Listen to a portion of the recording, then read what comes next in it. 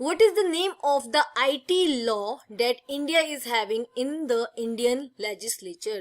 India में जो IT law follow किया जाता है वह कौन सा है? ओके तो इंडिया में जो IT लॉ फॉलो किया जाता है वो है इंडियाज इंफॉर्मेशन टेक्नोलॉजी एक्ट, और यू कैन से IT एक्ट 2000. ओके सो इसका जो करेक्ट आंसर है वो सी ऑप्शन है, इंडियाज इंफॉर्मेशन टेक्नोलॉजी एक्ट, और यू कैन से IT एक्ट 2000. ओके तो ये क्या है? It is a primary law in India dealing with cyber crime and electronic commerce. तो ये क्या है?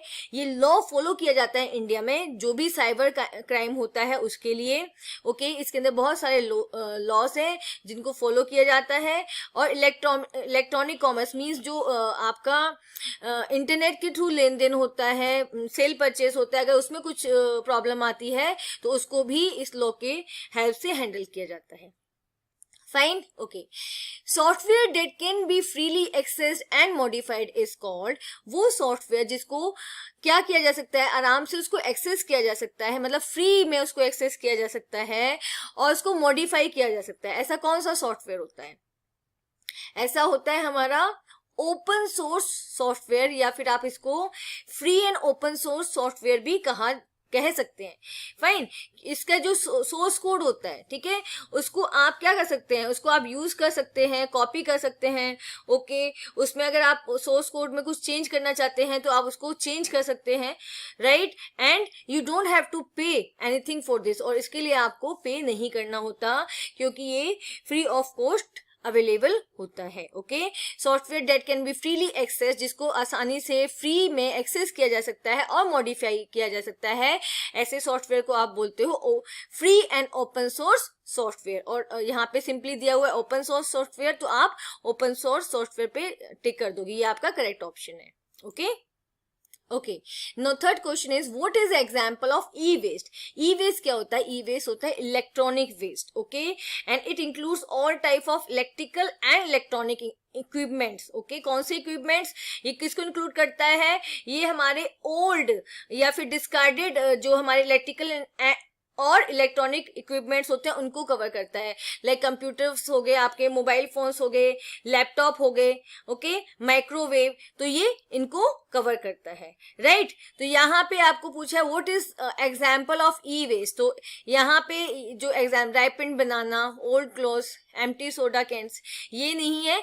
जो इलेक्ट्रॉनिक या इलेक्ट्रिकल वेस्ट होता है उसको हम ई वेस्ट कहते हैं. तो यहाँ पे जो हमारा ऑप्शन बी है, right, this is the correct answer. An old computer. Okay now next question, legal term to describe the rights of a creator of original creative or artistic work is called. जो हम rights होते हैं किसके? Creator के, उसके खुद के original work के, ठीक है, या आर्टिस्टिक वर्क के, उन राइट्स को हम क्या बोलते हैं? कौन से राइट्स होते हैं? वो होते हैं हमारे copyright, right.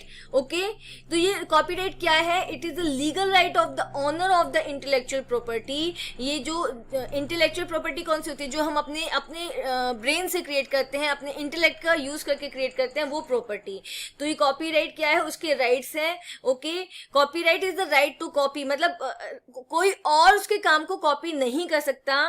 Fine. Original creator ही अपने वर्क को मॉडिफाई कर सकता है. Okay right. अगर उसको किसी और को राइट्स देने हैं, ओके तो वो दे सकता है खुद. अदरवाइज कॉपीराइट का मीनिंग क्या है? ओरिजिनल क्रिएटर, जिसने वो वर्क क्रिएट किया है, राइट. जैसे आप एग्जांपल ले लो, बुक्स क्या होती है? कॉपीराइट होती है. जिस ऑथर ने लिखी है वो उसी का ही कॉपीराइट होता है. किसने म्यूजिक बनाया है वो उसका कॉपीराइट है, वो कोई और स्टील नहीं कर सकता, कोई और अपने नेम से नहीं उसको प्रेजेंट कर सकता. Paintings, music, okay movies, computer programs, तो ये सब क्या है? ये कोई पर्टिकुलर पर्सन अपने इंटेलेक्ट का यूज करके क्रिएट करता है. ओके तो इसको प्रोटेक्ट करने के लिए जो राइट्स दिए गए हैं उनको हम बोलते हैं copyright. Fine. Now next, stealing someone's intellectual work and representing it as own work is called.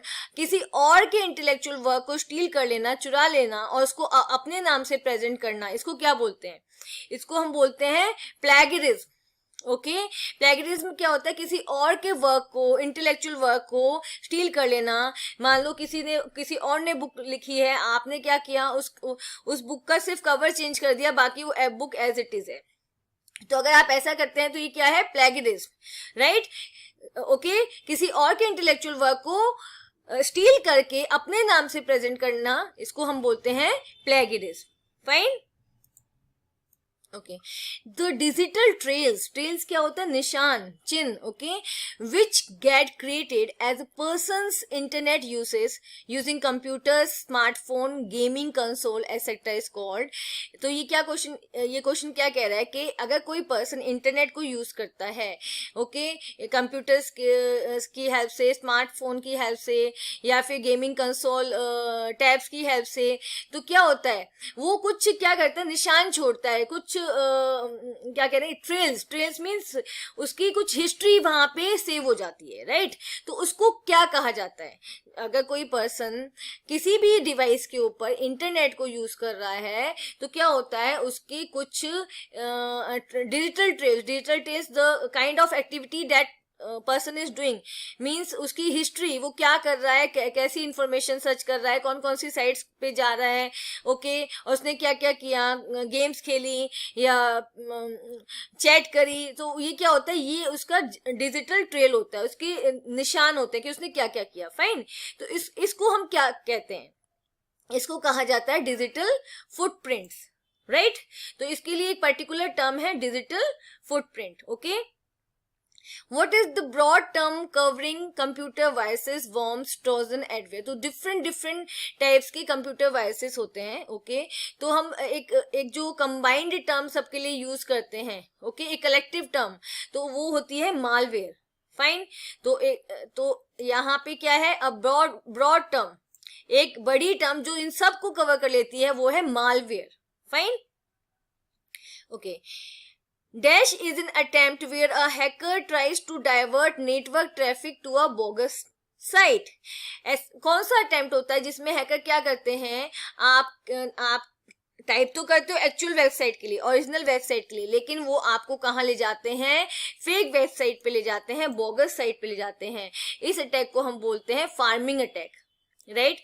This is called as pharming attack. Pharming attack में क्या होता है, आप ओरिजिनल वेब एड्रेस टाइप करोगे किसी भी वेबसाइट का, लेकिन क्या होगा, आपको कहाँ पे ले जाएगा, जो नेटवर्क ट्रैफिक होता है वो आपको फेक वेबसाइट पे ले जाता है, जो बिल्कुल रियल वेबसाइट जैसी ही होती है। ओके और जैसे ही once on the fake site, hacker will either attempt to gain access to the financial information. क्या करेंगे, अगर आप एक फेक वेबसाइट पे चले जाते हैं तो वो आपसे फाइनेंशियल इंफॉर्मेशन लेने की कोशिश करेंगे, या फिर आपके कंप्यूटर को इन्फेक्ट करने की कोशिश करेंगे with the help of malware और मैलिशियस सॉफ्टवेयर, राइट। तो इस एक्टिविटी को क्या बोलते हैं, pharming attack. Fine. Now we have IAD means, what is the full form of IAD, right? तो IAD क्या होता है, IAD is internet addiction disorder, option A, right. Internet addiction disorder, जब आप बार बार इंटरनेट यूज करते हो, आपको एंजाइटी होती है अपने मेल्स को चेक करने के लिए या किसी मैसेज का वेट करते हो, राइट। आप बार बार अपडेट्स को चेक करते हो, नोटिफिकेशंस को चेक करते हो, तो ये क्या होता है, इंटरनेट एडिक्शन डिसऑर्डर होता है। ये आप मतलब ये इट में लीड टू एंजाइटी, ये आपके अंदर एंजाइटी क्रिएट करता है, डिप्रेशन, आप डिप्रेशन में जाते हो। ओके लो सेल्फ एस्टीम, मतलब आपका कॉन्फिडेंस लेवल, अगर आप बहुत ज्यादा इंटरनेट यूज करते हो तो आपका कॉन्फिडेंस लेवल जो होता है वो क्या होता है, डिक्रीज होता है। ओके स्लीप डिसरप्शन मीन्स आपको नींद आना कम हो जाता है। तो क्या होता है, IAD is a kind of disorder जो किसकी वजह से होता है, ज्यादा इंटरनेट को यूज करने की वजह से होता है। Fine. Now, an unsolicited mail or message indiscriminately sent to a large number of persons without their consent is called unsolicited। क्या होता है, जो मांगा नहीं गया है, नॉट आस्क्ड फॉर, राइट। मतलब हमने उसको नहीं मांगा, ऐसे मेल को हम नहीं चाहते, बट वो क्या है, बल्क में क्या होता है, बहुत सारे यूजर्स के पास उनकी कंसेंट के बिना भेज दिया जाता है। राइट तो इस टाइप के मेल्स को क्या कहते हैं, हम स्पैम बोलते हैं। और आपने मोस्टली देखा होगा आपके स्पैम फोल्डर में आप चेक करो तो बहुत सारे मेल्स आते हैं। क्यों, जो मेल अकाउंट्स होते हैं उन्होंने एक सेपरेट फोल्डर इसके लिए क्रिएट कर देते हैं कि जो फालतू के मेल्स आते हैं ना, ठीक है, स्पैम मेल्स आते हैं, वो उसको वहां पे स्टोर कर देते हैं, राइट। तो ये क्या है, ये यूजलेस मेल्स हैं जो क्या होता है एक साथ बहुत सारे लोगों को सेंड कर दिए जाते हैं, इनको कहा जाता है spam. Fine. Now a self replicating computer program which sends copies of itself to other nodes on the computer network without any user intervention is called। अब एक टाइप का कंप्यूटर वायरस होता है जिसे हम क्या बोलते हैं, कंप्यूटर वॉर्म, राइट। अगर ये नेटवर्क के में है, नेटवर्क में किसी कंप्यूटर पे है तो क्या होगा, ये अपनी मल्टीपल कॉपीज क्रिएट करता रहता है और नेटवर्क में डिफरेंट डिफरेंट कंप्यूटर्स पे सेंड करता रहता है। फाइन। और अगर स्टैंड अलोन कंप्यूटर है तो ये क्या करता है, इतनी कॉपीज क्रिएट करता है, स्टैंड अलोन मतलब जो नेटवर्क से कनेक्टेड नहीं है, उस कंप्यूटर का ये पूरा का पूरा उसको उसको बिल्कुल ब्लॉक कर देता है, इतनी स्पेस मेमोरी ब्लॉक कर देता है क्योंकि खुद की मल्टीपल कॉपीज क्रिएट करता रहता है। ओके, तो ऐसा वायरस जो मल्टीपल कॉपीज अपनी क्रिएट करता है, फाइन, उसको हम बोलते हैं कंप्यूटर वॉर्म, और you can say simply worm. Okay, in terms of network security DOS is termed as, जब हम नेटवर्क सिक्योरिटी की बात करते हैं वहां पे एक टर्म आता है DOS, राइट। इसका क्या मीनिंग है, इसका मीनिंग है denial of service, right. Option b, denial of service. Denial of service क्या होता है, it is a kind of attack, right. ये क्या होता है, ये डेनियल ऑफ सर्विस मींस अगर आप कोई सर्विस एक्सेस करना चाहते हैं तो उस सर्विस को ब्लॉक कर दिया जाएगा, okay, by flooding the target with traffic. मान लो आप कोई वेबसाइट एक्सेस करना चाहते हैं तो इतना ज्यादा ट्रैफिक क्रिएट कर दिया जाएगा कि वो वेबसाइट आप ओपन ही नहीं कर पाओगे, फाइन। या फिर ऐसी इंफॉर्मेशन सेंड की जाएगी कि वो पर्टिकुलर वेबसाइट या पर्टिकुलर सोर्स जो आप एक्सेस करना चाहते हो वो क्या हो जाए, क्रैश हो जाए, फाइन। यहाँ पे इसका डॉस का क्या मतलब है, डेनियल ऑफ सर्विसेज मींस आप वो सर्विस अचीव कर ही नहीं पाओगे। ओके, इस अटैक की वजह से आप denial of service DoS attack की वजह से आप जो सर्विस एक्सेस करना चाहते हो वो सर्विस आप नहीं एक्सेस कर पाओगे, fine. Now a dash is a program that protects website against bots. Bots क्या होते हैं, ये क्या है, शॉर्ट फॉर्म फॉर रोबोट, ठीक है, रोबोट को हम बॉट्स बोलते हैं शॉर्ट फॉर्म में। By generating and grading test that humans can pass but current computer program can not. Okay, तो क्या होता है, ये आइडेंटिफाई करने के लिए कि एक पर्टिकुलर वेबसाइट को ह्यूमन बीइंग यूज कर रहे हैं या फिर ऑटोनोमस प्रोग्राम्स या रोबोट्स उसको यूज कर रहे हैं, हम किसका यूज करते हैं, हम यूज करते हैं कैप्चा। ओके, कैप्चा का यूज करते हैं। कैप्चा क्या है, इट इज अ प्रोग्राम, और आप कह लो एक प्रोग्राम है या सिस्टम है जो डिस्टिंग्विश करता है ह्यूमन को मोबाइल से, राइट। ह्यूमन बीइंग को मशीन से, नॉट मोबाइल, ह्यूमन बीइंग को मशीन से डिस्टिंग्विश करता है, फाइन। फिर से देखो, a dash is a program that protects, तो captcha is a program that protects website against bots by generating and grading test that human can pass. तो ये कैप्चा क्या है, एक ऐसा प्रोग्राम है, ठीक है, या सिस्टम है जो क्या करता है, ऐसे टेस्ट क्रिएट करता है जिसको ह्यूमन बींग्स तो पास कर सकते हैं, लेकिन अगर कोई कंप्यूटर उससे इंटरेक्ट कर रहा है वेबसाइट से या रोबोट इंटरेक्ट कर रहा है वेबसाइट से तो वो उस टेस्ट को पास नहीं कर सकते। ओके, लाइक जैसे आपसे पूछा था click in a specific area, एक स्पेसिफिक एरिया में क्लिक करो तो ह्यूमन बीइंग तो समझ जाएगा, रोबोट्स इसको नहीं समझ सकते। या फिर आपको कहा जा सकता है आइडेंटिफाई स्ट्रेच लेटर्स और नंबर्स, लेटर्स और नंबर्स को स्ट्रेच करके लिख दिया जाए, मतलब उनको लंबा करके या पुल करके लिख दिया जाए कि उनको आइडेंटिफाई करो, तो यहाँ पे क्या होगा, मशीन इसको नहीं समझ पाएगी बट ह्यूमन बीइंग इसको समझ सकते हैं, fine.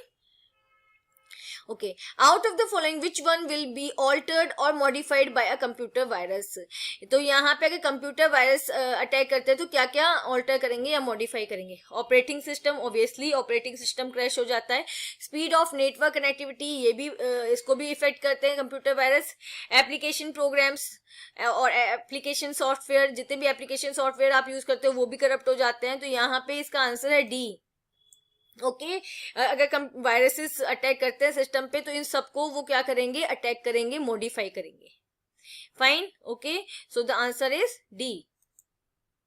Okay, a sentinel program. Sentinel program कौन सा होता है? ऐसा प्रोग्राम जिसको हम as a guard, okay, as a guard, as a soldier लेते हैं. ओके, जिसका काम क्या है, जिसका काम है वॉच करना, चीजों को देखना, राइट, प्रोटेक्ट करना. A sentinel program which tries to protect. तो ऐसा प्रोग्राम जो क्या करता है, कंप्यूटर को प्रोटेक्ट करने की कोशिश करता है. Tries to protect computer system from data loss. Okay, उसको डेटा लॉस से प्रोटेक्ट करने की कोशिश करता है. Destruction of system files. Okay, उसकी फाइल्स को प्रोटेक्ट करने, उसका डिस्ट्रक्शन ना हो इसके लिए प्रोटेक्ट करता है. And attack of any external threats like worm और वायरस इज कॉल्ड. ऐसा प्रोग्राम जो कंप्यूटर को ओवरऑल प्रोटेक्ट करता है, उसका डेटा लॉस ना हो, उसकी फाइल्स डिस्ट्रक्ट ना हो, ओके, और वहां एक्सटर्नल अटैक्स ना हो, लाइक वॉर्म या वायरस का अटैक ना हो, ऐसा कौन सा प्रोग्राम होता है? ये सबको बच्चों को पता है. एंटीवायरस प्रोग्राम अपने सिस्टम में डलवाते हैं इसको, to protect our system from different different kinds of threats like viruses. Okay, तो यहाँ पे ये प्रोग्राम कौन सा है? Antivirus. Fine. Okay, the next, dash is a secure technique to protect data being transferred over a network.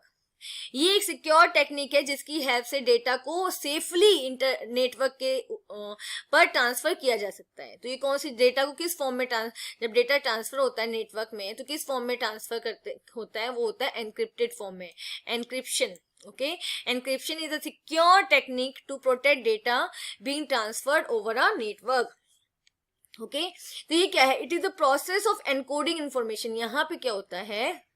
It converts original information into an alternative form. क्या होता है? जो आपकी जो ओरिजिनल इंफॉर्मेशन होती है उसको एक डिफरेंट फॉर्म में कन्वर्ट करके, जिसको हम बोलते हैं cipher text, right, coded form में, या आप उसको बोल दो स्क्रैम्बलिंग डेटा. उसको इस तरीके से कोड बना दिया जाता है, इस तरीके से स्क्रैम्बल कर दिया जाता है कि अगर वो डेटा हैक हो जाए इन बिटवीन नेटवर्क में तो वो समझ ना आए, right.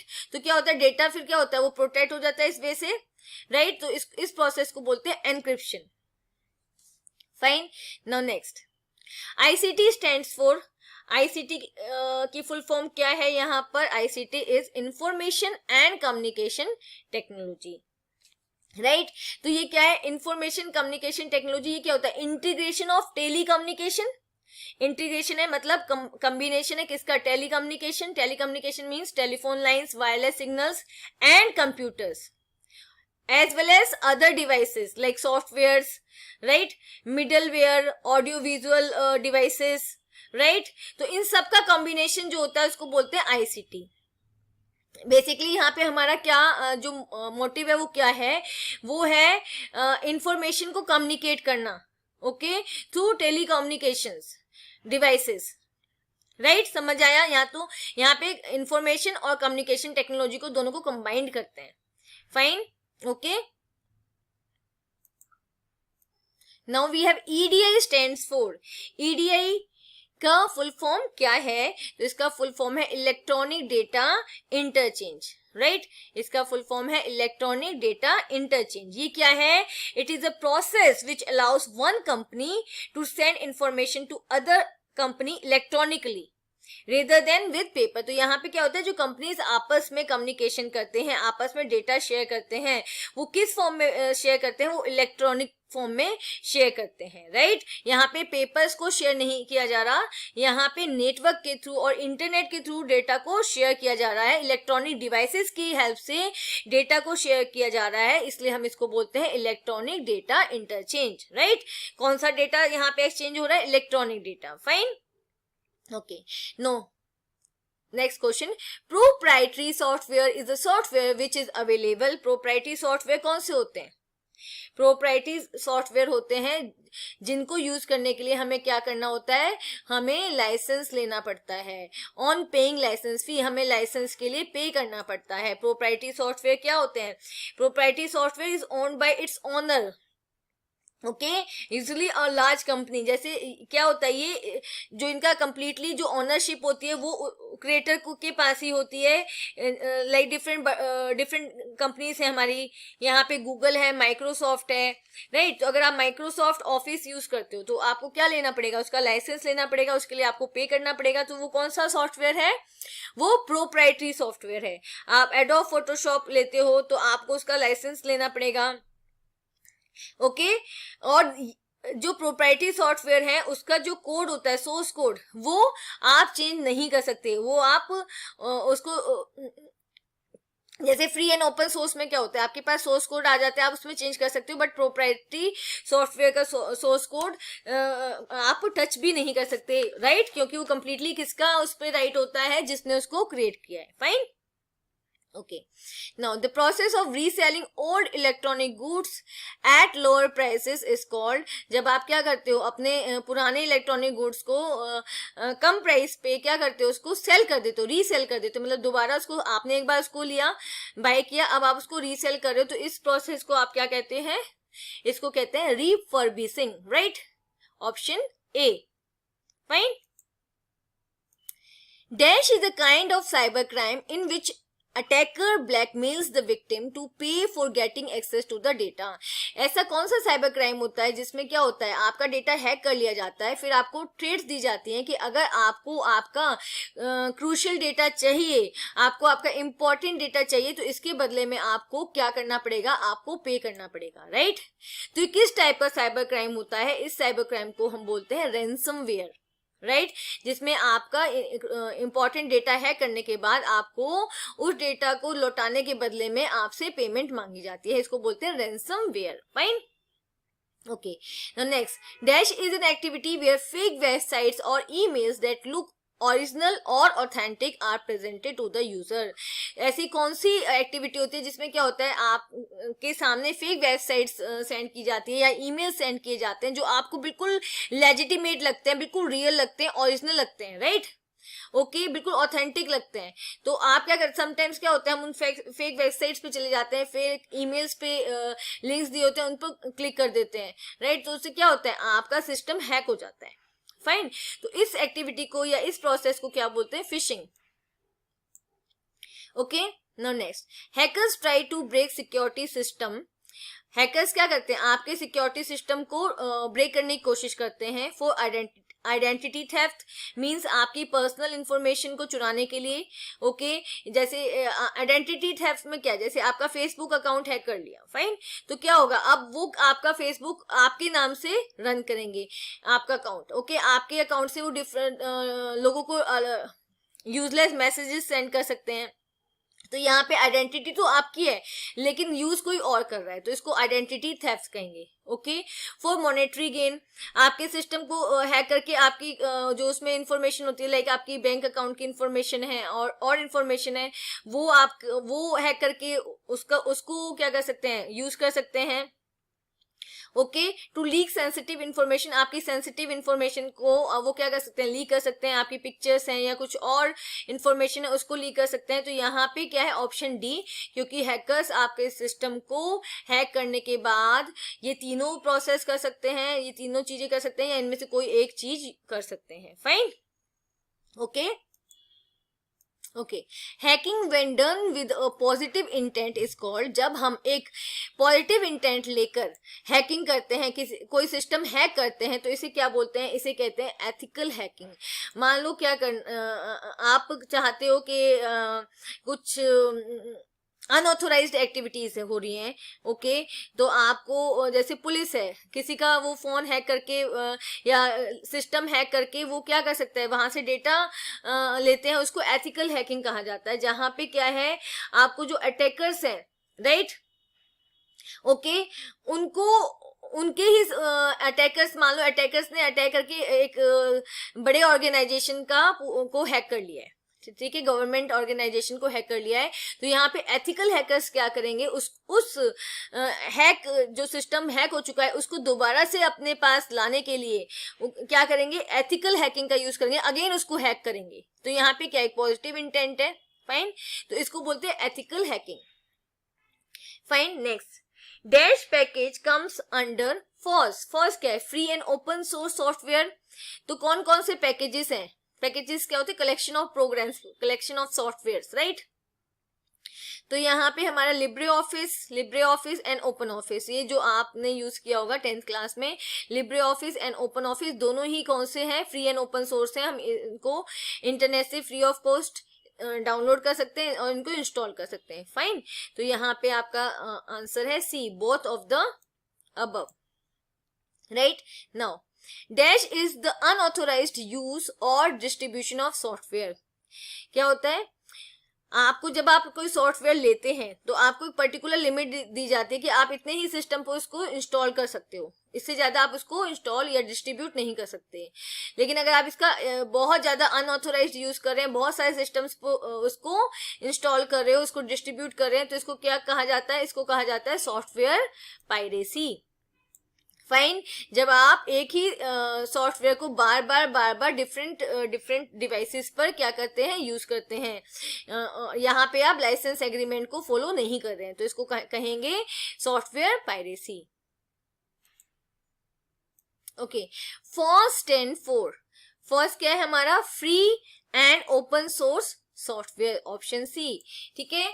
Free and open source software, तो इसकी फुल फॉर्म क्या है? Free and open source software, वो सॉफ्टवेयर जो आपको फ्रीली अवेलेबल होते हैं आपके लिए और आप उसके सोर्स कोड में भी चेंज कर सकते हो। फाइन, नेक्स्ट हमारे पास क्या है? Dash operating system come under FOSS. ऐसा कौन सा ऑपरेटिंग सिस्टम है जो फॉस के अंडर आता है? आप उसको फ्री ऑफ कॉस्ट उसको इंस्टॉल कर सकते हो, उसके सोर्स कोड में भी आप चेंज कर सकते हो। तो ऐसा सॉफ्टवेयर है हमारे पास, ऐसा ऑपरेटिंग सिस्टम है हमारे पास Ubuntu, right. Ubuntu operating system क्या है? ये फॉस के अंडर आता है। आप इसको फ्री ऑफ कॉस्ट इंस्टॉल कर सकते हो और इसमें अमेंडमेंट्स भी, इसमें चेंजेस भी कर सकते हो। Fine, okay, next GPL is primarily designed for providing public license to GPL क्या है? General public licence. ओके, तो ये किसके लिए यूज किया जाता है? ये सॉफ्टवेयर के लिए यूज किया जाता है। Fine,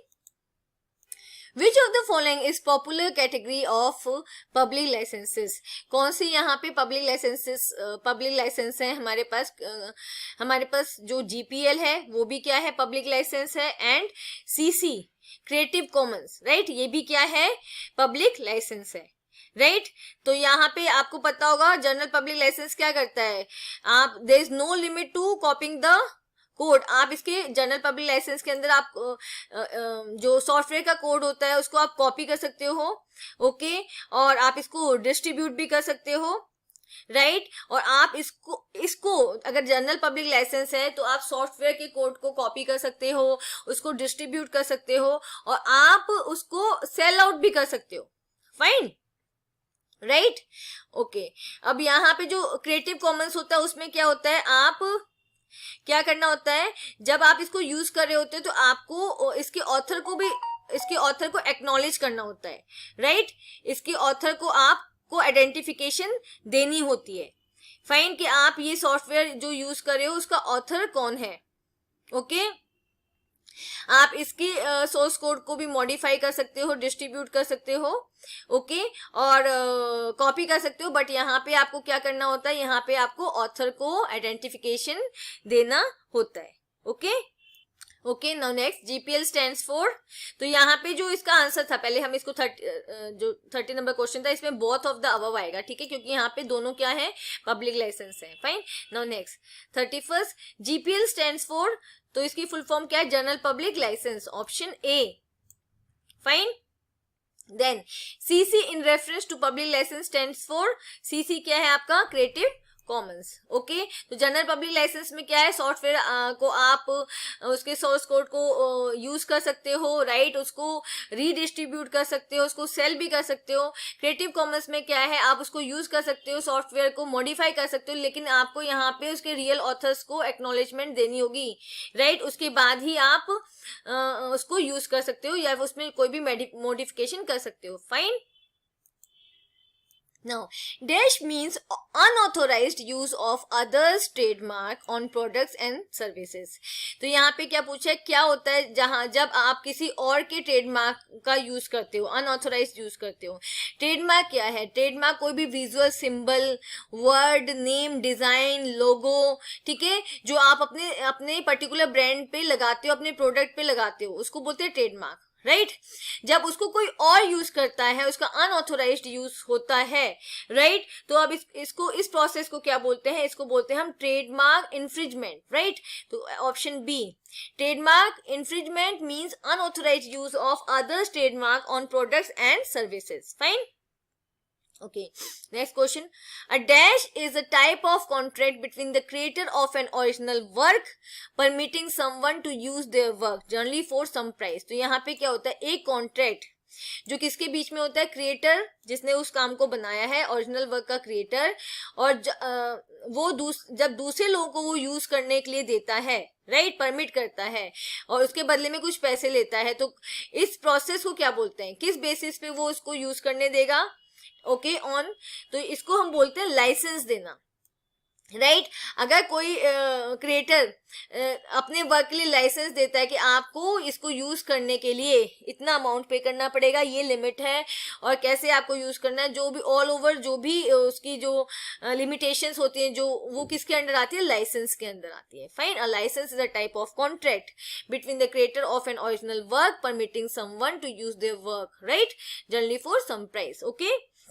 Now, dash includes any visual symbol, word, name, design, slogan, label, etc. that distinguishes the brand from other brands. ये मैंने अभी बताया, ऐसा कोई भी सिंबल, वर्ड, नाम, डिजाइन, स्लोगन, लोगो या लेबल जो आपके ब्रांड को दूसरे ब्रांड से अलग करता है, उसको हम क्या बोलते हैं? उसको हम बोलते हैं ट्रेडमार्क. फाइन. तो डिफरेंट कंपनीज के अलग अलग ट्रेडमार्क्स होते हैं, डिफरेंट प्रोडक्ट्स के अलग अलग ट्रेडमार्क्स होते हैं. फाइन. इसको बोलते हैं trademark. EULA, EULA stands for, तो इसको बोलते हैं हम EULA, और you can say EULA stands for end user licence agreement. Right ये क्या है? एंड यूजर लाइसेंस एग्रीमेंट है, जो क्या कवर करता है? ये सारी क्लॉसेस को कवर करता है जब आप सॉफ्टवेयर परचेज करते हो, जो उसको बाय कर रहा है यूजर. ओके वो क्या क्या कर सकता है? How many copies can B install, वो कितनी कॉपीज सॉफ्टवेयर की इंस्टॉल कर सकता है. ओके वो सोर्स कोड को चेंज कर सकता है, मॉडिफाई कर सकता है कि नहीं कर सकता है, वो इस को रीडिस्ट्रीब्यूट कर सकता है या नहीं कर सकता है. तो ये क्या होता है? ये सारे के सारे किसके अंडर आते हैं? एंड यूजर लाइसेंस एग्रीमेंट के अंडर ये आता है. फाइन. ओके तो यूला क्या है? यूला है end user licence agreement. Okay next question same ही है. Dash covers all the clauses of the software purchases. वो एग्रीमेंट जो सारे के सारे क्लॉसेस को, सॉफ्टवेयर परचेज के क्लॉसेस को कवर करता है. How many copies can be installed, कितनी कॉपीज इंस्टॉल की जा सकती हैं पर्टिकुलर सॉफ्टवेयर की. वेदर सोर्स इज अवेलेबल, इसका सोर्स आप के लिए अवेलेबल है या नहीं है. Whether it can be modified and redistributed, क्या इसको मॉडिफाई किया जा सकता है या नहीं, इसको रीडिस्ट्रीब्यूट किया जा सकता है नहीं. ये सब किसके अंदर आता है? ये सब आता है यूला के अंडर. ओके यूला के under means end user licence agreement. तो आपका यहाँ पे कौन सा ऑप्शन करेक्ट है? Option A. Okay, a patent protects an invention for dash years after which it can be freely used. Okay, patent क्या होता है? बेसिकली इन्वेंशंस को प्रोटेक्ट करने के लिए पेटेंट का यूज किया जाता है. फाइन. तो यहाँ पे पेटेंट कितने ईयर्स के लिए दिया जाता है? यहाँ पे 20 ईयर्स के लिए दिया जाता है. ओके और उसके बाद वो इन्वेंशन फ्रीली अवेलेबल कर दी जाती है. फाइन. तो यहाँ पे 20 ईयर्स का पेटेंट एक पर्टिकुलर इन्वेंशन के लिए दिया जाता है. पेटेंट भी क्या है? इसमें ये राइट है कि जिसने वो इन्वेंशन किया है सिर्फ वही उसको यूज कर सकता है अपने मॉनेटरी गेन के लिए. फाइन. ओके और कोई उसको नहीं यूज कर सकता. Okay Okay, anyone who uses digital technology along with internet is a, जो लोग डिजिटल टेक्नोलॉजी को यूज करते हैं इंटरनेट के साथ, उसको हम क्या बोलते हैं? उनको हम डिजिटल सिटीजन भी बोलते हैं और नेटिजन भी बोलते हैं. राइट तो यहाँ पे आपका ऑप्शन है C, both of the above. Fine, क्योंकि उनको डिजिटल सिटीजन भी कहा जाता है और नेटिजन भी कहा जाता है. Fine. Which of the following is the type of digital footprints. Footprints किस टाइप का होता है, मतलब कौन कौन सा टाइप है. तो यहाँ पे हमारा दोनों ही करेक्ट है, active digital footprints and passive digital footprints. Right. Active क्या होता है, जो एक इंडिविजुअल इंटेंशनली क्रिएट करता है जो फुटप्रिंट्स, लाइक आप फेसबुक पे पोस्ट करते हो, ट्विटर पे पोस्ट करते हो, आप इमेजेस वीडियोस को अपलोड करते हो, ईमेल्स सेंड करते हो, फोन कॉल्स करते हो, चैट्स करते हो, वो किसके अंडर आ जाएगा, एक्टिव डिजिटल फुटप्रिंट्स के अंदर आ जाएगा. फाइन. और पैसिव डिजिटल फुटप्रिंट क्या होता है, जो आप अनइंटेंशनली करते हो, लाइक आप कोई ऐप यूज करते हो, वेबसाइट यूज करते हो, कुछ प्रोडक्ट सर्च करते हो, राइट. तो वो क्या आ जाएगा, पैसिव डिजिटल फुटप्रिंट्स के अंदर आ जाएगा. तो यहाँ पे आपका आंसर है बोथ ऑफ द अबव, क्योंकि डिजिटल फुटप्रिंट्स के दो टाइप्स होते हैं, active digital footprint and passive digital footprint. Active digital footprint जो आप इंटेंशनली करते हो, आप जानते हो कि आप क्या क्या कर रहे हो. पैसिव डिजिटल फुटप्रिंट्स मीन्स जो आप अनइंटेंशनली करते हो, लाइक आप कुछ इंफॉर्मेशन ब्राउज कर रहे हो, वो पैसिव डिजिटल फुटप्रिंट के अंडर आएगा. Okay.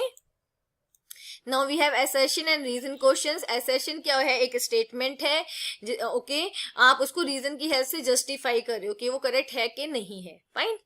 Now assertion, privacy of sensitive data can be implemented bye authentication. तो यहाँ पे क्या बोला जा रहा है, जो आपका सेंसिटिव डेटा है, क्रूशियल डेटा है, ओके, उसको आप क्या कर सकते हो, उसकी प्राइवेसी किसकी हेल्प से इम्प्लीमेंट कर सकते हो, आप ऑथेंटिकेशन की हेल्प से उसकी प्राइवेसी को इम्प्लीमेंट कर सकते हो, उसको प्रोटेक्ट कर सकते हो, उसको प्राइवेट बना सकते हो.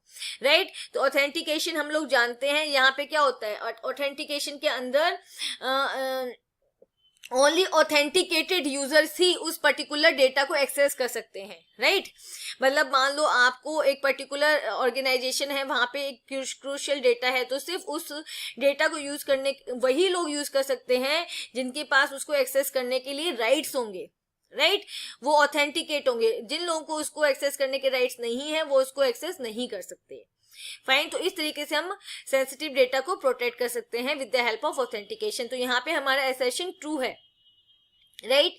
अब हम रीजन देखेंगे. Authentication is the process of giving access to the data for all the users. तो ये गलत है. ऑथेंटिकेशन में सारे यूजर्स को डेटा का एक्सेस नहीं दिया जाता, कुछ यूजर्स को ही दिया जाता है. फाइन. सबको नहीं दिया जाता. तो यहाँ पे assertion आपका करेक्ट है और रीजन आपका क्या है, रॉन्ग है. तो आपका जो करेक्ट आंसर है वो है answer 3, means assertion is true and reason is false. Okay. Okay. FLOSS क्या होता है, free libre and open source software. FOSS भी बोलते हैं आप इसको, यहाँ पे एल हमने लगा दिया तो लिब्रे है, लिब्रे ऑफिस के लिए. Free libre open source software is open source. Yes, ये क्या है, ओपन सोर्स सॉफ्टवेयर है. फाइन. assertion आपका ट्रू है. Then FLOSS source code is available for free of cost. ये ओपन सोर्स सॉफ्टवेयर, तो इसका सोर्स कोड भी आप अवेलेबल होता है फ्री ऑफ कॉस्ट. राइट. तो यहाँ पे हमारा assertion और रीजन दोनों ट्रू है. फाइन. तो आपका यहाँ पे ऑप्शन जो करेक्ट है वो है A, both assertion and reason are true and reason is the correct explanation of A. Fine. Okay, now the assertion is permission given to use a product by the copyright holder is license. जो permission दी जाती है copyright holder के द्वारा, जो copyright holder permission देता है एक particular अपने प्रोडक्ट को यूज करने के लिए, उसको लाइसेंस कहा जाता है. ओके, ये करेक्ट है. जब आप लाइसेंस लेते हो तभी आप प्रोडक्ट को यूज कर सकते हो. तो assertion हमारा क्या है, ट्रू है. Right. Now reason, one should not use the copyrighted product without taking licence. किसी को भी कॉपीराइट प्रोडक्ट को यूज नहीं करना चाहिए बिना लाइसेंस लिए. ओके, अदरवाइज वो क्या हो जाता है, पायरेसी हो जाती है. Software piracy, different types of piracy we have here. Okay, तो यहाँ पे क्या है, हमारा assertion भी ट्रू है और रीजन भी ट्रू है. तो आपका ऑप्शन ए करेक्ट है. Both assertion and reason are true and reason is the correct explanation of assertion. Fine. Okay, now we have the assertion intellectual property refers to the invention. Intellectual property में क्या क्या आता है? Intellectual property जो आपने खुद से create की है, आपने अपने brain का use करके, आपने अपने intellect का use करके जो property create की है, उसमें क्या आएगा? आपके inventions आते हैं, आपका literary work आता है, आपका artistic work आता है, design, symbols, names, logos, right? तो ये सब आपका क्या है? Intellectual property है. फाइन. नाउ रीजन क्या है? Intellectual property is legally protected through copyright. जो आपकी इंटेलेक्चुअल प्रॉपर्टी होती है वो कॉपीराइट्स की हेल्प से उसको प्रोटेक्ट किया जाता है.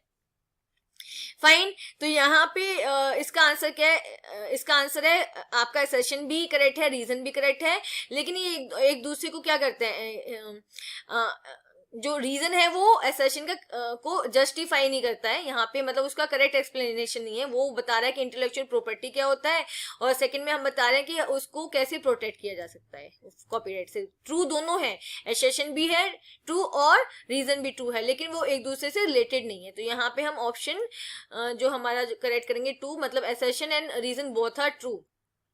Okay, but reason is not the correct explanation of A. Fine. Okay, now assertion is the violation of intellectual property right is called intellectual property right infringement. Okay, जब आप intellectual property right को violate करते हो तो उसको बोलते हैं intellectual property right infringement, right? जब आप किसी के intellectual property को क्या करते हो, उसको steal करते हो, right? तो यहाँ पे उसको अपने नेम से प्रेजेंट करते हो, तो यहाँ पे IPR infringement उसको कहा जाता है. फाइन. नाउ रीजन क्या है?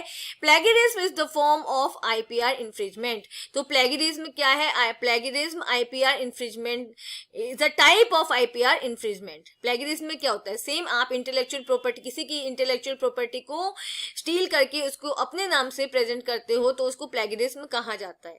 फाइन. तो यहाँ पे आपका असर्शन भी ट्रू है. Fine. Okay, violation of intellectual property rights is called IPR infringement, right? Intellectual property right को का वायलेशन करना आईपीआर इन्फ्रिजमेंट कहा जाता है. और प्लेगरिज्म क्या है? It is a kind of IPR infringement. Means plagiarism क्या होता है? आप दूसरे की इंटेलेक्चुअल प्रॉपर्टी को स्टील करके अपने नाम से प्रेजेंट करते हो. फाइन. तो ये भी क्या है? आईपीआर इन्फ्रिजमेंट है. तो इसका कौन सा ऑप्शन करेक्ट करेंगे आप? ए, मतलब assertion and reason both are true and R is the correct explanation of A. Fine. Okay, now the assertion is when a patent is granted, the owner gets an exclusive right to prevent others from using, selling or distributing the protected invention. जब patent को दिया जाता है तो honour के पास ये exclusive right होता है कि वो दूसरे लोगों को इससे प्रिवेंट कर सकता है, अलग कर सकता है, वो उसके जो उसने क्रिएट किया है उसको ना तो यूज कर सकते हैं, ना ही सेल कर सकते हैं, ना ही डिस्ट्रीब्यूट कर सकते हैं. राइट? तो इसको पेटेंट कहा जाता है. राइट? ओके, देखो फिर से, when a patent is granted the owner gets an exclusive right. Owner के पास एक एक्सक्लूसिव राइट होता है टू प्रिवेंट अदर्स, दूसरों को हटा देने का, from using that invention, selling और डिस्ट्रीब्यूटिंग द प्रोटेक्टेड इन्वेंशन. ठीक है, वो ना तो उसको यूज कर सकता है, ना सेल कर सकता है, ना डिस्ट्रीब्यूट कर सकते हैं दूसरे लोग. तो यहाँ पे हमारा असर्शन क्या है? यहाँ पे हमारा असर्शन ट्रू है. ओके, रीजन क्या है? अ patent is usually granted for the inventions. और पेटेंट किसके लिए दिया जाता है? इन्वेंशंस के लिए दिया जाता है. तो यहाँ पे असर्शन और रीजन दोनों ट्रू है, लेकिन जो रीजन है वो इसका करेक्ट एक्सप्लेनेशन नहीं है असर्शन का. तो आप क्या करोगे? यहाँ पे आप ऑप्शन टू को करेक्ट करोगे. Fine. Both assertion and reason are true and R is not correct explanation of A. Fine. Okay, तो यहाँ पे आपने असर्शन और रीजन दोनों को ट्रू किया है, लेकिन जो रीजन है वो असर्शन का करेक्ट एक्सप्लेनेशन नहीं है. Okay, now the assertion is the act of presenting someone else work or idea as your own is plagiarism. किसी और के वर्क को और किसी और के आइडिया को अपने नाम से प्रेजेंट करना प्लेगरिज्म कहलाता है. फाइन. तो ये आपका असर्शन करेक्ट है. राइट? अब रीजन क्या है? Accessing someone's information without their permission is plagiarism. तो यहाँ पे क्या कह रहा है? किसी और के इंफॉर्मेशन को उनकी परमिशन के बिना एक्सेस करना प्लेगरिज्म है. प्लेगरिज्म क्या है? सिंपल एक्सेस करना नहीं है. जब आप किसी और के वर्क को एक्सेस करते हो और उसको अपने नाम से प्रेजेंट करते हो तब वो प्लेगरिज्म होता है. फाइन. तो यहाँ पे असर्शन तो करेक्ट है, बट रीजन करेक्ट नहीं है, तो आप कौन सा ऑप्शन चूज करोगे? आप ऑप्शन सी चूज करोगे, means assertion is true but reason is false. Okay okay. assertion is trademark generally protect logos, names and brands. Trademark क्या क्या प्रोटेक्ट करता है? आपके लोगोस को, नेम्स को, ब्रांड्स को, इन सबको प्रोटेक्ट करने के लिए ट्रेडमार्क यूज किया जाता है. फाइन. तो assertion आपका क्या है? ट्रू है. नाउ रीजन क्या है हमारा? Plagiarism is unethical because it is a form of theft. Plagiarism क्या होता है? अनएथिकल होता है. ओके. इलीगल होता है, क्योंकि ये क्या है? It is a kind of theft. ये एक तरह की चोरी है. ओके. तो आपका रीजन भी करेक्ट है. लेकिन क्या है, assertion और रीजन दोनों एक दूसरे से रिलेटेड नहीं है. करेक्ट दोनों, assertion भी करेक्ट है और रीजन भी करेक्ट है, लेकिन ये एक दूसरे से रिलेटेड नहीं है. तो आप ऑप्शन बी को चूज करोगे. Both assertion and reason are true but R is not the correct explanation of A. Fine. Okay. Now the assertion is privacy of sensitive data can be implemented by encryption. आप sensitive data की privacy को implement कर सकते हो किसकी help से? Encryption की help से. एन्क्रिप्शन की हेल्प से मीन्स आप उस जो आपका सेंसिटिव डेटा है उसको जब नेटवर्क के थ्रू आप ट्रांसफर करोगे तो एनक्रिप्टेड फॉर्म में करोगे, एनकोडेड फॉर्म में, मीन्स एक स्क्रैम्बल्ड फॉर्म में जो कोई भी नहीं समझ सकता, और you can say coded form में. फाइन. तो assertion आपका ट्रू है. Now reason. Encryption hides and codes the details of the actual data. Encryption क्या करता है? जो एक्चुअल डेटा होता है उसकी डिटेल्स को हाइड कर देता है, एनकोड कर देता है. फाइन. तो यहाँ पे रीजन भी ट्रू है. तो रीजन क्या है? assertion को जस्टिफाई करता है. तो आपका ऑप्शन ए करेक्ट है. Both assertion and reason are true and reason is the correct explanation of A. Fine. Okay. Assertion is Apple symbol in iOS software will come under a registered trademark, right? तो Apple का जो symbol होता है वो किसके under आता है? Registered trademark के अंडर आता है. मतलब वो एप्पल की कंपनी का ट्रेडमार्क है, उसे कोई और यूज नहीं कर सकता, वो एक रजिस्टर्ड ट्रेडमार्क है. फाइन. तो assertion आपका ट्रू है. ओके. अब रीजन क्या है? Trademark includes any visual symbol. Trademark के अंदर क्या क्या आता है? कोई भी विजुअल सिंबल, वर्ड, मतलब कुछ भी वर्ड, नेम, कोई भी design, slogan, label etcetera. That distinguishes the brand. जो क्या करता है? ब्रांड को या कमर्शियल एंटरप्राइज को एक दूसरे ब्रांड से या दूसरे कमर्शियल एंटरप्राइज से अलग करता है. फाइन. तो यहाँ पे हमारा assertion भी ट्रू है, रीजन भी ट्रू है, और जो रीजन है वो assertion को जस्टिफाई भी कर रहा है. तो आप कौन सा ऑप्शन चूज करोगे? A. Both assertion and reason are true and reason is the correct explanation of assertion. Fine. Jeet has to prepare a project on Swachh Bharat अभियान. जीत को प्रोजेक्ट प्रिपेयर करना है स्वच्छ भारत अभियान पर. Okay. He decides to gather information from the internet. वो क्या decide करता है? इन्फॉर्मेशन गैदर करने की, इन्फॉर्मेशन इकट्ठा करने की. कहाँ से? इंटरनेट से. Okay. He downloads 3 web pages, web page 1, web page 2 and web page 3 containing information on Swachh Bharat mission. वो इंटरनेट से 3 वेब पेजेस को डाउनलोड करता है, web page 1, web page 2 and web page 3, जिसके अंदर स्वच्छ भारत मिशन की इन्फॉर्मेशन है. Answer the following question in relation to this. अब आपको इस रिलेटेड क्वेश्चंस के आंसर देने हैं. What kind of cyber crime can be considered. यहाँ पे किस टाइप का साइबर क्राइम हो रहा है? यहाँ पे अगर जीत क्या करता है? वेब पेजेस के कंटेंट को एज इट इज यूज कर लेता है, तो हो सकता है वो किसी और ने ब्लॉग लिखा हो, किसी और की इंटेलेक्चुअल प्रॉपर्टी है वो, राइट? अगर वो क्या करता है? इसको अपने नेम से यूज करता है, तो ये कौन सा साइबर क्राइम होगा? तो ये होगा प्लेजरिज्म. ओके. तो प्लेजरिज्म क्या होता है? जब आप किसी और की इंटेलेक्चुअल वर्क को अपने नाम से प्रेजेंट करते हो. Fine. Now next question. Which step should Jeet have avoided during to avoid committing a cyber crime. Jeet को ऐसा क्या करना चाहिए था जिससे कि वो इसको साइबर क्राइम करने से रोक सकता था? ओके. तो उसको क्या करना चाहिए था? Either he should not have copied it is. Okay. या तो उसको एज इट इज कॉपी नहीं करना चाहिए था, और he could have given reference of the specific web pages from where he copied. या फिर उसको क्या करना चाहिए था? इसका रेफरेंस देना चाहिए था कि किस वेबसाइट से उसने इसको कॉपी किया है, कहाँ से उसने ये वेब पेजेस डाउनलोड किए हैं. ओके. तो अगर आपको प्लेजरिज्म को अवॉइड करना है और and you want information from internet, तो आप क्या कर सकते हो? आप इंफॉर्मेशन ले सकते हो, उसको यूज कर सकते हो, लेकिन वहां पे आपको उस पर्टिकुलर इंफॉर्मेशन का रेफरेंस जरूर देना चाहिए, राइट? कि कहाँ से आपने उसको कॉपी किया है. Fine. Okay, next question. Sujata received an email from her bank stating that there is a problem with her account. Sujata को एक ईमेल आया कि उस बैंक की तरफ से कि उसके अकाउंट में कुछ प्रॉब्लम है. Okay, the email provides instructions and a link. अब ईमेल में क्या है, कुछ इंस्ट्रक्शंस दी गई है और एक लिंक दिया गया है. By clicking on which she can log on to her account and fix the problem. और क्या कहा गया है कि इस लिंक पे क्लिक करने से आप अपने अकाउंट को एक्सेस कर पाओगे और अपनी प्रॉब्लम को फिक्स कर पाओगे. Help Sujata by telling her the precautions she should take when she receives these type of emails. अब यहाँ पे आपको सुजाता की हेल्प करनी है कि उसको कौन से प्रिकॉशंस लेने हैं कि अगर उसके पास इस टाइप के ईमेल्स आते हैं. फाइन, तो यहाँ पे क्या है, she should check whether it is a valid bank site or not by checking in the URL HTTPS. सबसे पहले उसको देखना चाहिए कि जो ईमेल आया है, ओके, वो एक वैलिड साइट से आया है या नहीं आया है. ऑल्दो एक जो सजेशन है वो क्या होता है कि आप ईमेल आपके पास आए या फोन कॉल्स आए उस पर कभी भी बिलीव नहीं करना चाहिए.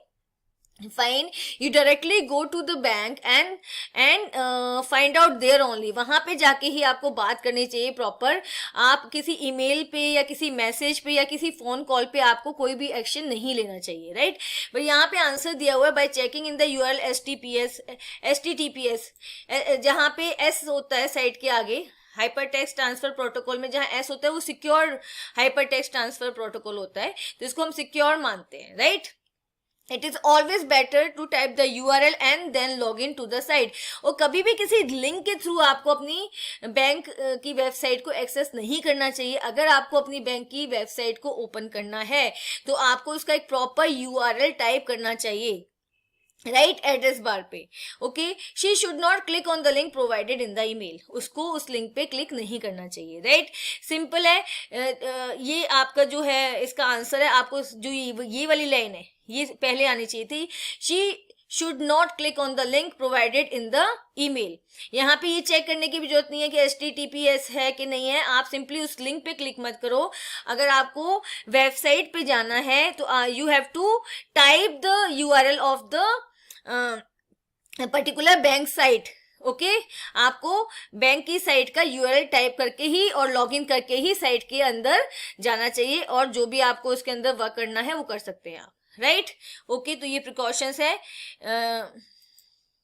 Okay, now Deepanjali received an SMS from her bank querying a recent transaction that she made online.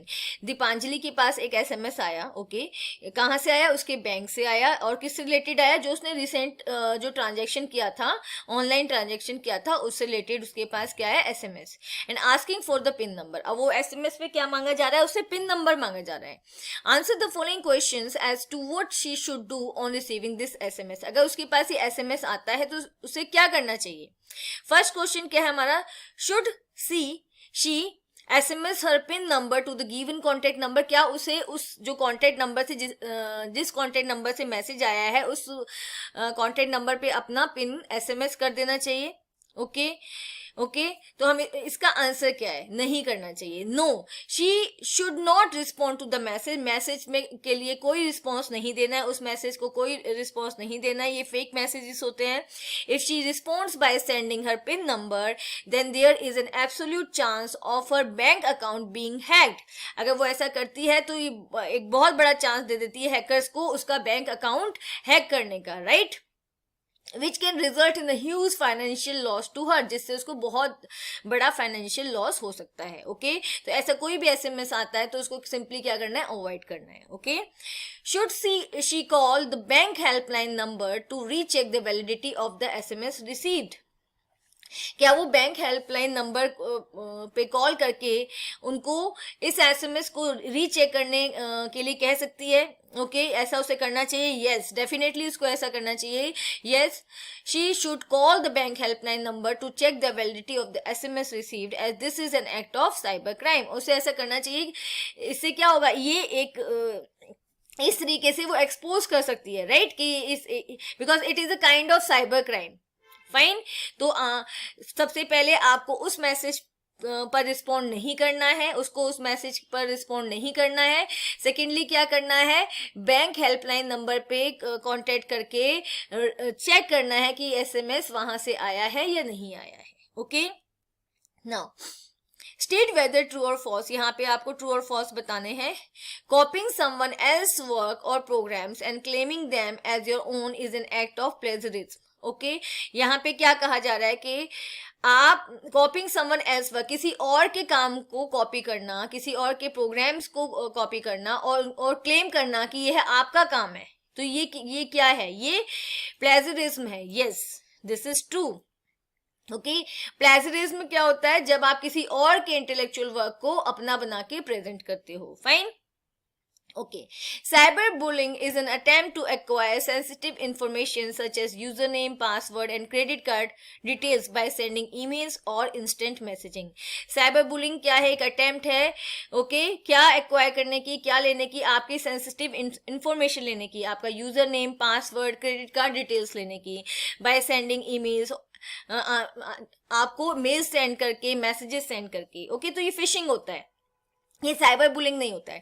Cyber bullying क्या होता है, जब आपको परेशान किया जाता है, मींस आपको थ्रेट्स दी जाती है, आपको बैड वर्ड्स बोले जाते हैं ऑनलाइन, उसको साइबर बुलिंग बोलते हैं। तो जो ये जो स्टेटमेंट है वो है फिशिंग के लिए। ओके, तो इसका जो सेकंड जो पार्ट है, ओके, उसमें आप क्या स्टेट करोगे, आप फॉल्स उसको दोगे। Fine. Okay, next question. Priyanka is using her internet connection to book a flight ticket. Priyanka ने क्या किया है, इंटरनेट कनेक्शन का यूज करके एक फ्लाइट टिकट बुक किया है।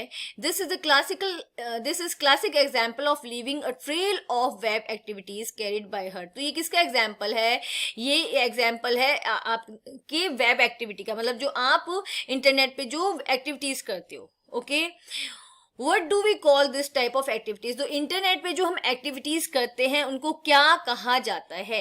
What is the risk involved by such kind of activities? और इन एक्टिविटीज में क्या रिस्क इन्वॉल्व होता है? ओके, तो आपको पता है इंटरनेट पे जो भी आप काम करते हो, जो भी आप एक्टिविटी करते हो, उसको क्या कहा जाता है? उसको कहा जाता है digital footprints. Fine, active digital footprints और passive digital footprints, right? We call this type of activity as digital footprints। और इसके अंदर रिस्क क्या है, it includes website we visit। Okay, अच्छा, इसमें डिजिटल फुटप्रिंट्स में क्या क्या आता है, आपने कौन सी वेबसाइट विजिट की है, ईमेल सेंड किए हैं, and any information we submit online. Okay, और कोई भी इंफॉर्मेशन जो ऑनलाइन आप सबमिट कर रहे हो, okay, etcetera, along with the computers IP address. Okay, इससे आपका कंप्यूटर का आईपी एड्रेस भी डिटेक्ट होता है कि किस आईडी से ये मैसेजेस या जो भी आप एक्टिविटी कर रहे हो वो आ रही है। ओके, लोकेशन, आपकी लोकेशन क्या है, and other device specific details, और आपकी डिवाइस से रिलेटेड और सारी डिटेल्स भी क्या होती है इसमें इन्वॉल्व होती है। Okay, sir data could be used for targeted advertisement और कुड ऑल्सो बी मिसयूज्ड और एक्सप्लॉइटेड, राइट?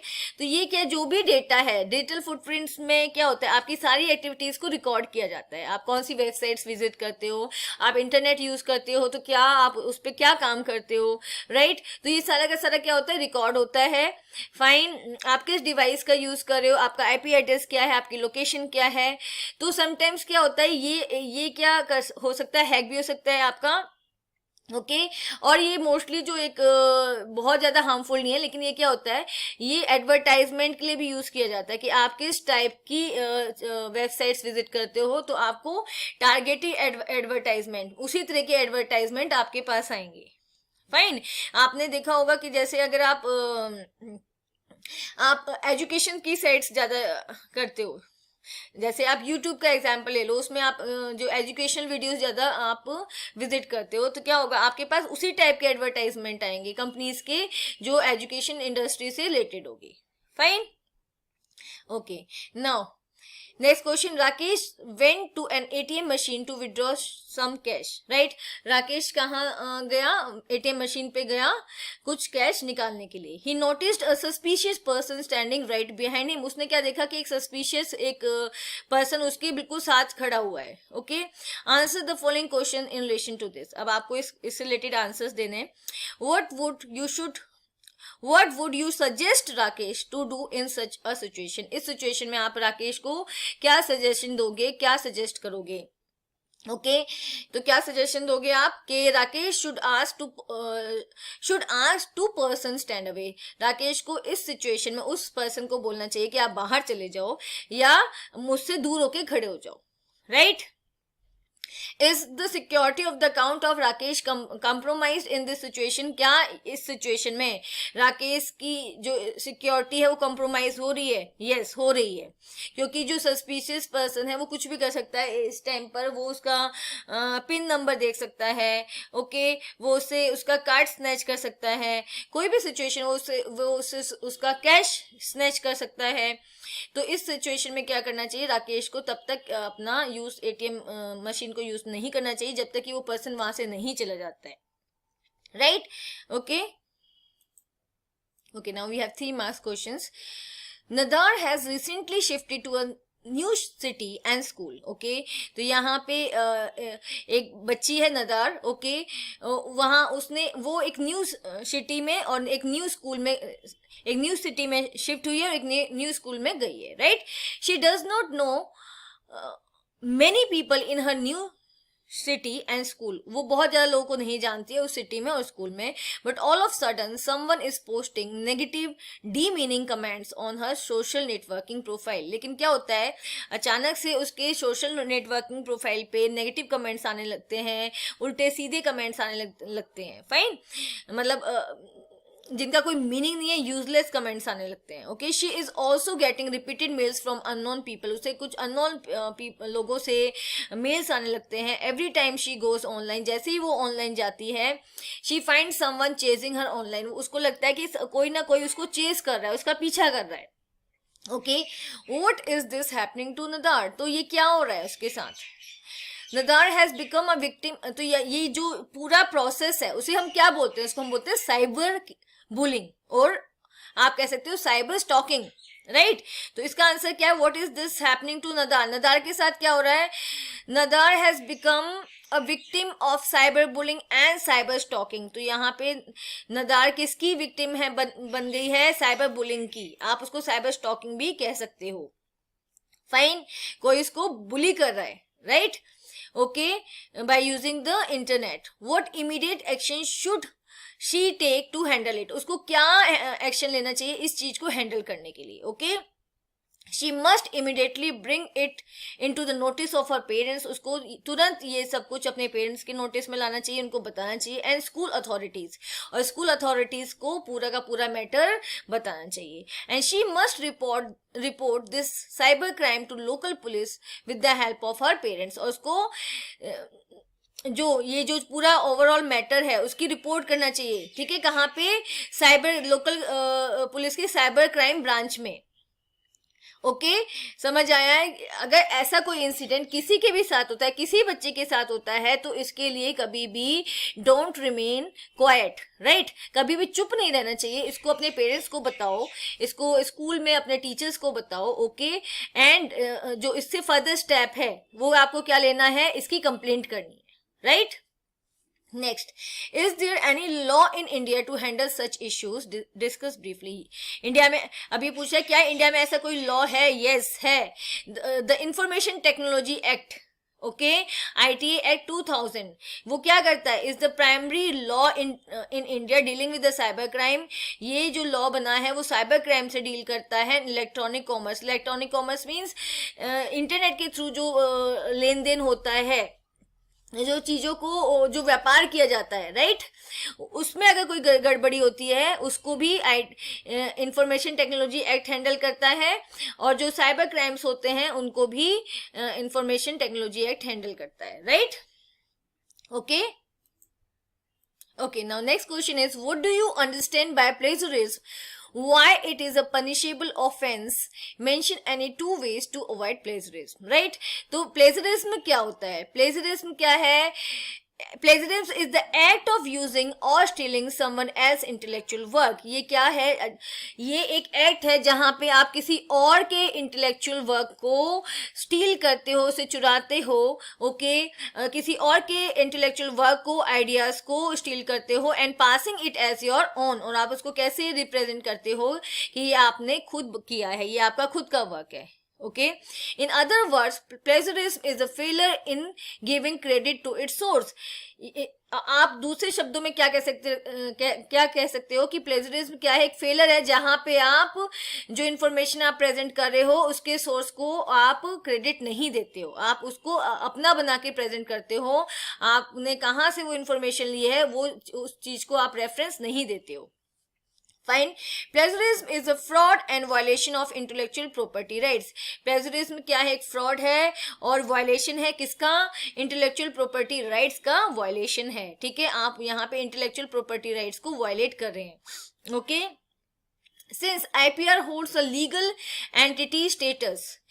ओके अब इंटेलेक्चुअल प्रॉपर्टी राइट्स का क्या है? एक लीगल स्टेटस है. Okay, violating it's honours right is a legally punishable offence. तो यहाँ जहां पे आप इंटेलेक्चुअल प्रॉपर्टी राइट्स को क्या कर रहे हो, उनको अवॉइड कर रहे हो, तो क्या होगा? यहाँ पे आप क्या यहाँ पे क्या हो जाएगा? ये एक पनिशेबल ऑफेंस हो जाएगा, क्योंकि ये क्या है? आईपीआर का एक लीगल स्टेटस है और इनको वायलेट करने पर क्या होगा? You will be punished, right? Okay, समझ आया? देखो फिर से देखो, IPR holds a legal entity status violating it's honours right. अगर आप उसके ऑनर के राइट को वायलेट करते हो is a legally punishable offence. तो ये क्या है? एक लीगली पनिशेबल ऑफेंस है, इसमें आपको पनिशमेंट दी जा सकती है. फाइन, समझ आया? प्लेजरिज्म क्या है? प्लेजरिज्म का मीनिंग है जब आप किसी और के इंटेलेक्चुअल वर्क को, इंटेलेक्चुअल मतलब जो किसी ने खुद से क्रिएट किया है, अपने माइंड से अपने खुद के इनोवेटिव आइडियाज को यूज करके क्रिएट किया है, उसके वर्क को स्टील करके, कॉपी करके अपने नेम से यूज करते हो, तो वो प्लेजरिज्म है, राइट? और ये जो प्लेजरिज्म है वो क्या है? एक पनिशेबल ऑफेंस है, क्योंकि यहाँ पे आप क्या कर रहे हो? उस पर्टिकुलर पर्सन के इंटेलेक्चुअल प्रॉपर्टी राइट्स को वायलेट कर रहे हो. Fine. Any two ways to avoid plagiarism. आप कैसे प्लेजरिज्म को अवॉइड कर सकते हैं? Be original. Be original means अपना खुद का वर्क क्रिएट कीजिए. आपको अगर किसी की इंफॉर्मेशन पसंद आती है आप उसको पढ़ो, राइट? लेकिन उसको एज इट इज कॉपी मत करो. फाइन, आप वहां से आइडिया ले सकते हो अपना खुद का वर्क क्रिएट करने के लिए, बट आप एज इट इज उसको स्टील करके कॉपी पेस्ट मत करो. फाइन. साइट और एक्नॉलेज द सोर्स. और अगर आप ऐसा काम कर भी रहे हो, अगर कॉपी कर भी रहे हो, तो क्या करना चाहिए? आपको एक्नॉलेजमेंट देनी चाहिए उस पर्टिकुलर पर्सन को, उस पर्टिकुलर साइट को, उस पर्टिकुलर कंपनी को जहां जिसका इंटेलेक्चुअल वर्क आप यूज कर रहे हो. Fine. No, What do you mean by phishing? Phishing क्या होता है? Explain with the help of an example. आपको example की help से समझाना है यहाँ पर, ठीक है? Phishing is a type of social engineering attack often used to steal users' data, including login credentials and credit card number. Basically phishing क्या होता है? Phishing है आपकी crucial information को steal करना. किसकी help से? Legitimate looking emails और लेजिटिमेट लुकिंग वेबसाइट्स की हेल्प से, मतलब ऐसी वेबसाइट्स, ऐसे मेल्स, ऐसे मैसेजेस की हेल्प से जो आपको क्या लगते हैं? रियल लगते हैं, बट वो रियल नहीं होते हैं. फाइन. अब इसका एग्जांपल देखो, urgent request, email impersonation. Email impersonation मतलब जो रियल वेबसाइट्स होती हैं उनके मेल आईडी का क्या करना? कॉपी करना, बट स्लाइट डिफरेंस होता है, राइट? पर आपको क्या लगेगा?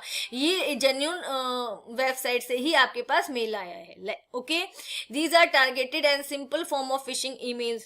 Fishing emails design to get victims to purchase gift card. आपके पास मेल्स आते हैं कि गिफ्ट कार्ड्स परचेज करने के लिए, और to give a personal emails और फोन नंबर्स के पर्टिकुलर लिंक पे क्लिक करके अपना ईमेल डालो, अपने फोन नंबर डालो. ओके, अपना फोन नंबर डालो. The email compromise gets its name because the attacker mimics the email of a known sender. तो यहाँ पे क्या होता है? जो आपके पास ईमेल आता है मेल, ओके, वो क्या करता है? वो एक नॉन सेंडर, मतलब जिस सेंडर को आप जानते हो, जिस वेबसाइट को आप यूज करते हो, ओके, आपको ऐसा लगेगा कि ये उसी के थ्रू ईमेल आया है, क्योंकि क्या होता है?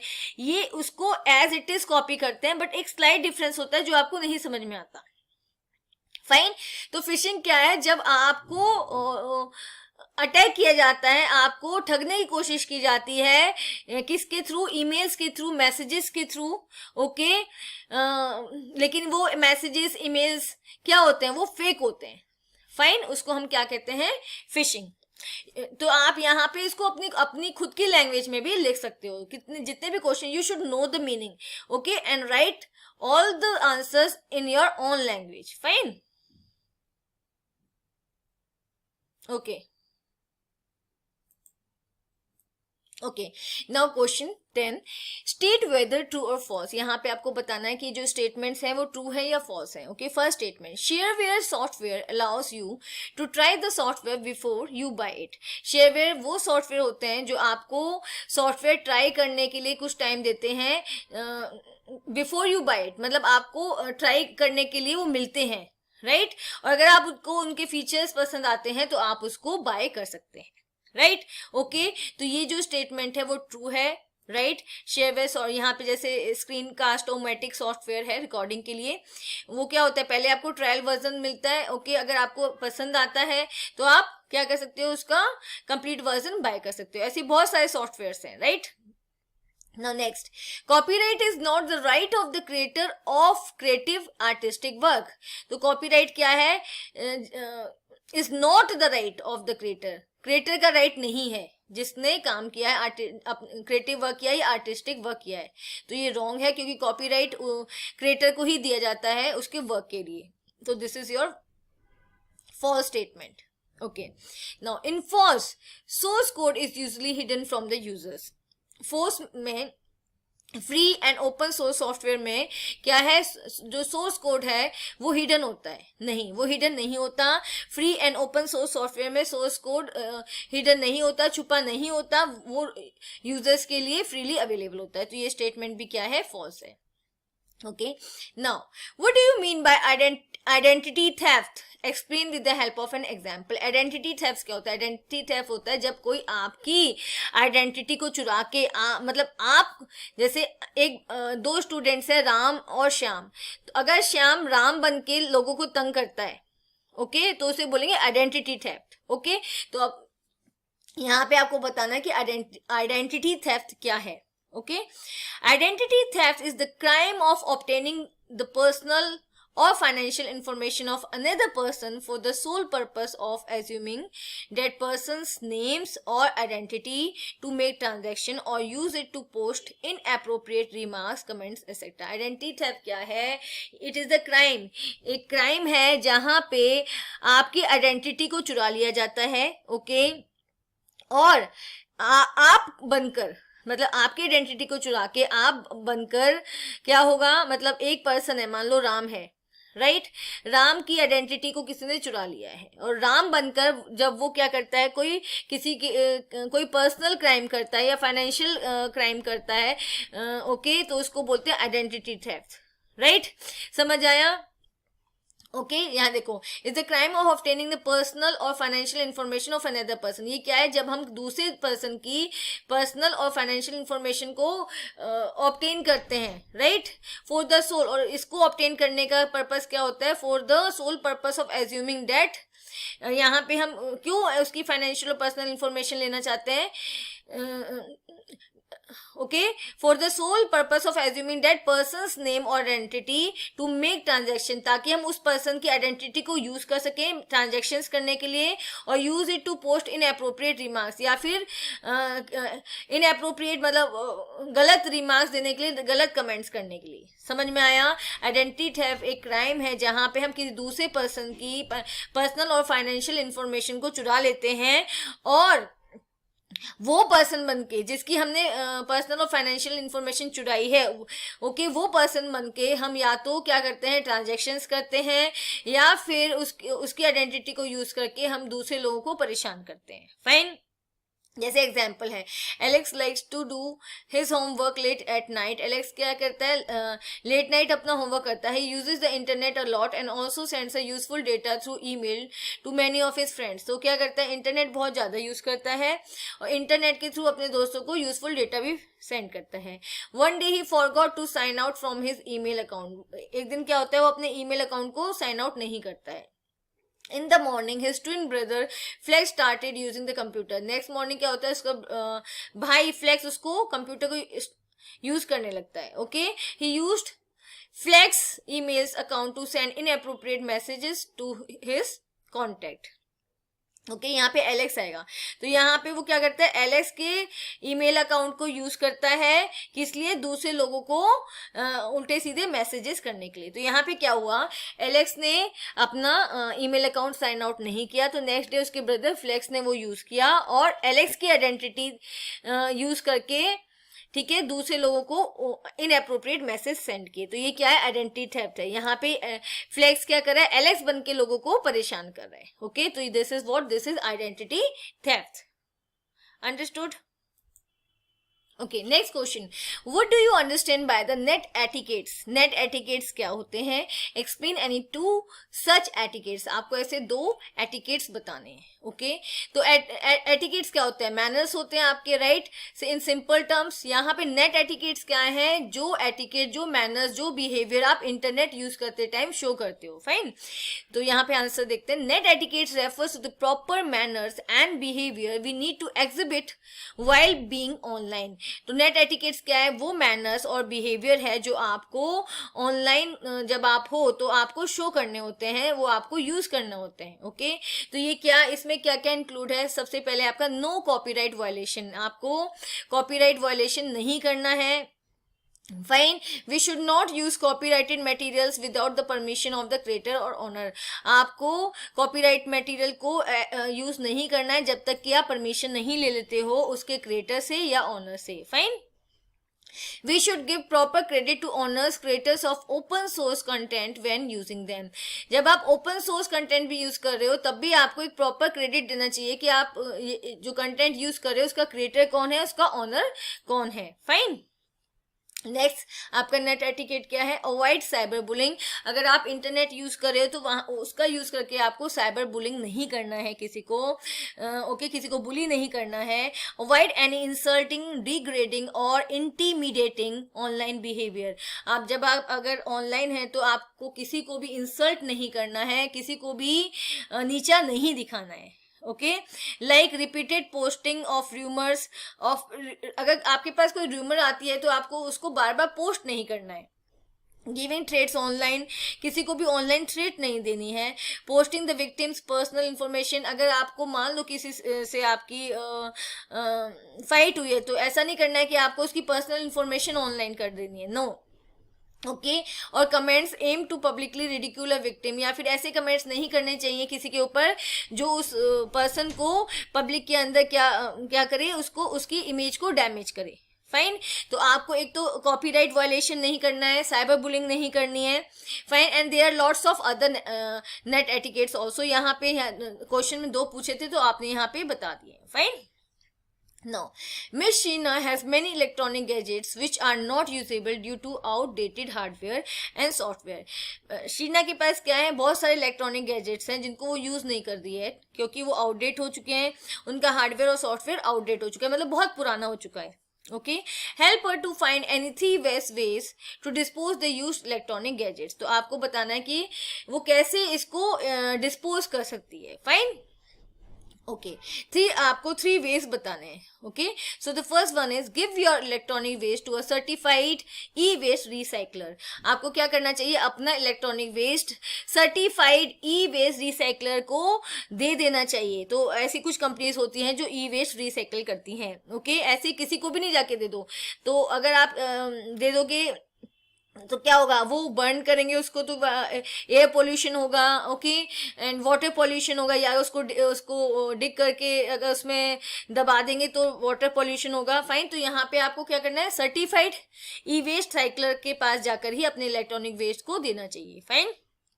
डोनेट योर आउटडेटेड टेक्नोलॉजी, या फिर क्या करना चाहिए, वो जो आप टेक्नोलॉजी यूज नहीं कर रहे हैं वो हो सकता है किसी और के लिए यूजफुल हो, आप अपनी टेक्नोलॉजी को रिसाइकल करने के बजाय क्या करो, उसे डोनेट कर दो कि वो फर्दर यूज हो सके.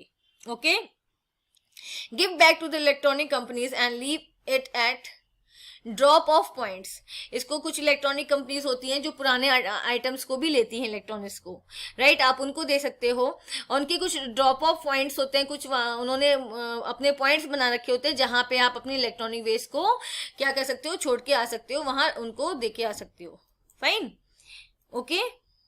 Now we have 4 marks questions. List any 4 health hazards related to excessive use of technology. जब आप टेक्नोलॉजी का बहुत ज्यादा यूज करते हो तो उससे आपकी हेल्थ को कौन कौन से नुकसान हो सकते हैं, right?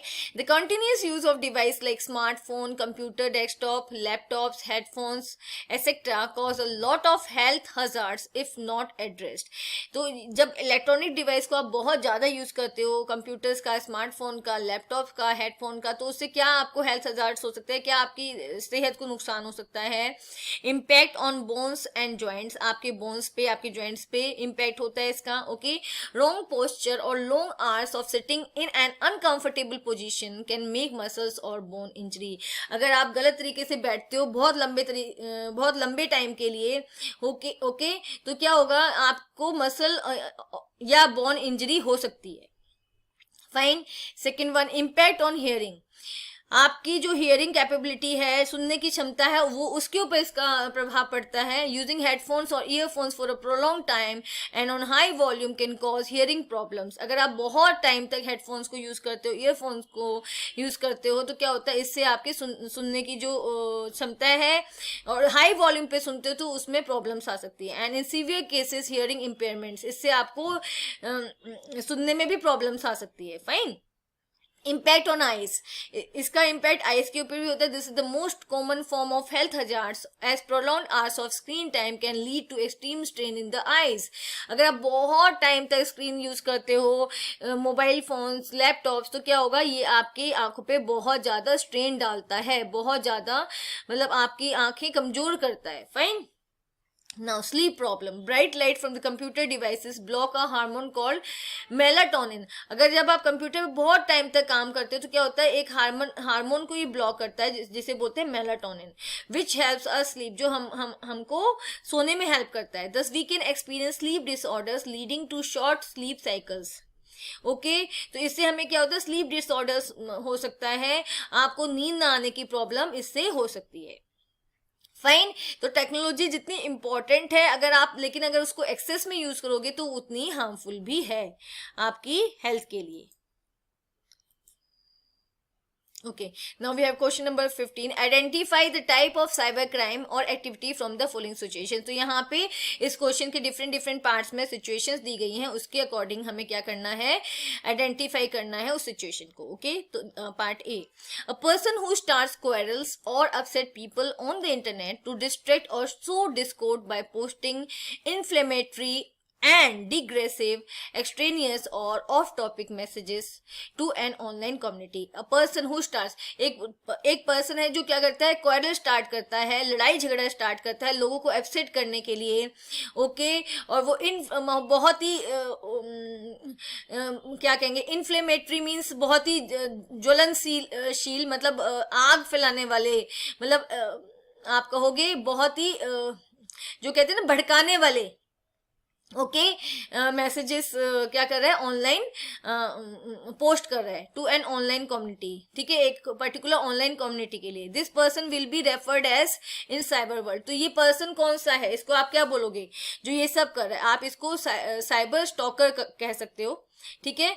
यहाँ पे साइबर ट्रोल जो होते हैं वो क्या होते हैं, वो किसी के बारे में गलत बोलते हैं, राइट। लेकिन यहाँ पे क्या है, ये पर्सन क्या कर रहा है, ये लड़ाई झगड़ा क्रिएट करना चाहता है, तो इसलिए ये क्या कर रहा है, ये भड़काने वाले मैसेजेस ऑनलाइन डाल रहा है। तो यहाँ पे आप इसको साइबर स्टॉकर हम इसको बोलेंगे, ठीक है। स्पाईवेयर क्या है, स्पाईवेयर तो एक वायरस है, हैकर जो हैक करता है, साइबर ट्रोल जो ट्रोलिंग करता है, मतलब किसी के लिए यूजलेस वर्ड्स यूज करता है। लेकिन साइबर स्टॉकर क्या है, जो यहाँ ऑप्शन हम यूज करेंगे साइबर स्टॉकर, क्योंकि यहाँ पे वो पर्सन क्या कर रहा है, लड़ाई झगड़ा क्रिएट कर मतलब लड़ाई झगड़ा करवाना चाहता है, right. Okay, now next, the activity of making false accusations or statements of fact, monitoring, making threats, identity theft, damage to data, यहाँ पे क्या हो रहा है, फॉल्स एक्यूजेशन, गलत एक्यूजेशंस किए जा रहे हैं, आरोप लगाए जा रहे हैं, स्टेटमेंट्स दी जा रही हैं, ओके, थ्रेट्स दी जा रही हैं, आइडेंटिटी थेफ्ट, दूसरों की आइडेंटिटी को यूज करके कुछ गलत काम किया जा रहा है, डैमेज टू डेटा और gathering information that may be use to harass someone's by using internet और अदर इलेक्ट्रॉनिक मीन्स, राइट, कुछ इंफॉर्मेशन को इकट्ठा करके किस मोटिव से यूज किया जा रहा है, जिससे दूसरे को नुकसान पहुंचाया जा सके।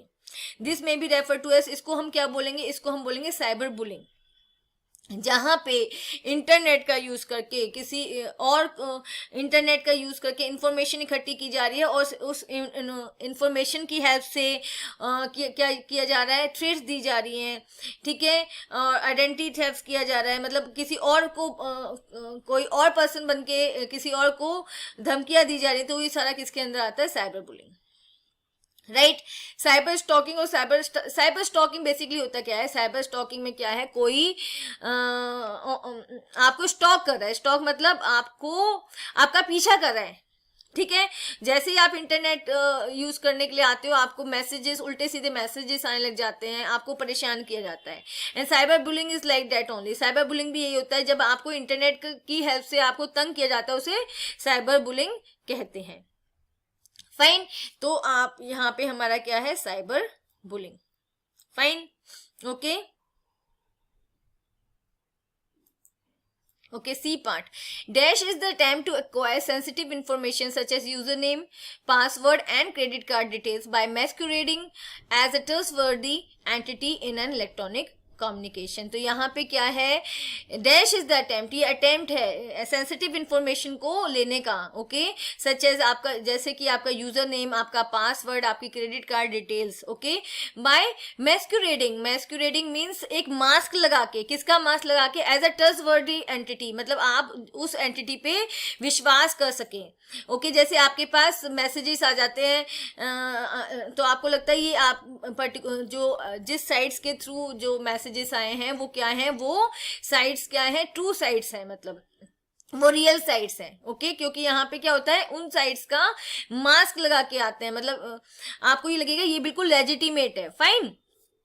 तो इस तरीके के अगर आपके पास एसएमएस आते हैं, ईमेल्स आते हैं, कॉल्स आते हैं, तो ये प्रोसेस क्या होता है, और ये जो फेक एसएमएस, फेक मैसेजेस आते हैं, ये जो अटेम्प्ट होता है, उसे हम क्या बोलते हैं, उसे हम बोलते हैं fishing, right. Now, dash is an attack in which a hacker attempts to redirect a website's traffic to another fake or bogus website. एक अटैक जिसमें क्या करता है हैकर, एक वेबसाइट का ट्रैफिक दूसरी बोगस वेबसाइट पे ले जाता है, ओके, और उस बोगस वेबसाइट आप रियल वेबसाइट का यूआरएल टाइप करते हो, लेकिन वो आपको कहाँ ले जाता है, वो आपको फेक या बोगस वेबसाइट पे ले जाता है। उस अटैक को हम क्या बोलते हैं, उसे बोलते हैं हम फार्मिंग अटैक, राइट। तो आप बेशक से रियल वेबसाइट का एड्रेस टाइप करते हो, समटाइम्स क्या होता है कि आपका जो हैकर होता है वो करता है, आपको ले जाता है फेक वेबसाइट पे, और वहां पे आप अपनी इंफॉर्मेशन अगर टाइप कर देते हो तो क्या होता है, आपकी इंफॉर्मेशन हैक हो जाती है। Okay, now question 16. Abhishek uses computer and mobile for his personal use. Abhishek computer और mobile का use करता है, okay. Study the following cases and answer the questions given below. यहाँ पे हमें क्या करना है, ये केस स्टडी वाले क्वेश्चंस हैं, हमें इनको केसेस को पढ़ना है और इसका आंसर करना है, okay. Case 1. Once he got the message in WhatsApp that CBSE is announcing the result of class 12 tomorrow at 12 PM. उसे क्या मैसेज मिलता है कि सीबीएसई क्लास 12 का रिजल्ट नेक्स्ट डे 12 PM पर अनाउंस करेगी, fine. He forwarded the message to his few friends, वो क्या करता है, अपने कुछ दोस्तों को मैसेज फॉरवर्ड कर देता है, but later he came to know that no such announcement was there in CBSE official website. लेकिन बाद में उसे पता चलता है कि ऐसी कोई अनाउंसमेंट नहीं किया है सीबीएसई की ऑफिशियल वेबसाइट ने, okay. In case 1 he is violating, case 1 में वो क्या वायलेट कर रहा है, net etiquettes, communication etiquettes, copyright, none of the above. तो यहाँ पे वो क्या वायलेट कर रहा है, वो वायलेट कर रहा है कम्युनिकेशन एटिकेट। जब तक कि आपको ये नहीं पता चलता कि जो इन्फॉर्मेशन आपके पास आई है कम्युनिकेट होके वो रियल है, तब तक कि आप उसको फॉरवर्ड ना करो, फाइन, ऐसा कभी कभार गवर्नमेंट भी कहती है कि गवर्नमेंट के भी मैसेजेस आते हैं कि जब तक कि जो मैसेज आपके पास आया है आप उस पर पूरी कंप्लीटली ट्रस्ट नहीं कर लेते कि हाँ ये रियल है, उससे पहले आपको उसको फॉरवर्ड नहीं करना चाहिए। तो यहाँ पे कम्युनिकेशन एटिकेट्स का वायलेशन हुआ है, right. Now case 2, he is visiting several websites, वो बहुत सारी वेबसाइट्स को विजिट करता है। In case 2 he is living, वो क्या करता है, अगर वो बहुत सारी वेबसाइट्स को विजिट करता है तो यहाँ पे वो पैसिव डिजिटल फुटप्रिंट क्रिएट कर रहा है। पैसिव डिजिटल फुटप्रिंट क्या होता है, जहाँ पे यूजर को ये नहीं पता होता कि वो वेबसाइट अगर विजिट कर रहा है तो वो भी क्या हो रहा है, रिकॉर्ड हो रहा है। वो एक ट्रेल ऑफ डेटा उनके लिए छोड़ रहा है कि कौन कौन सी वेबसाइट्स उसने यूज की हैं। एक्टिव डिजिटल फुटप्रिंट में क्या होता है कि वहां पे यूजर जानता है कि वो क्या क्या कर रहा है ऑनलाइन, ठीक है, ईमेल सेंड कर रहा है, इमेज पोस्ट कर रहा है, या ब्लॉग राइटिंग कर रहा है, राइट। वो तो एक्टिव डिजिटल फुटप्रिंट हो गया। लेकिन पैसिव में यूजर को नहीं पता होता कि he is just searching the net, okay, he is just searching the several website, right। तो इस केस में भी क्या होता है, उसका पैसिव डेटा जो उसने साइट्स वगैरह सर्च किए हैं वो भी एक डिजिटल फुटप्रिंट क्रिएट करती है, जिसे हम बोलते हैं passive digital footprint.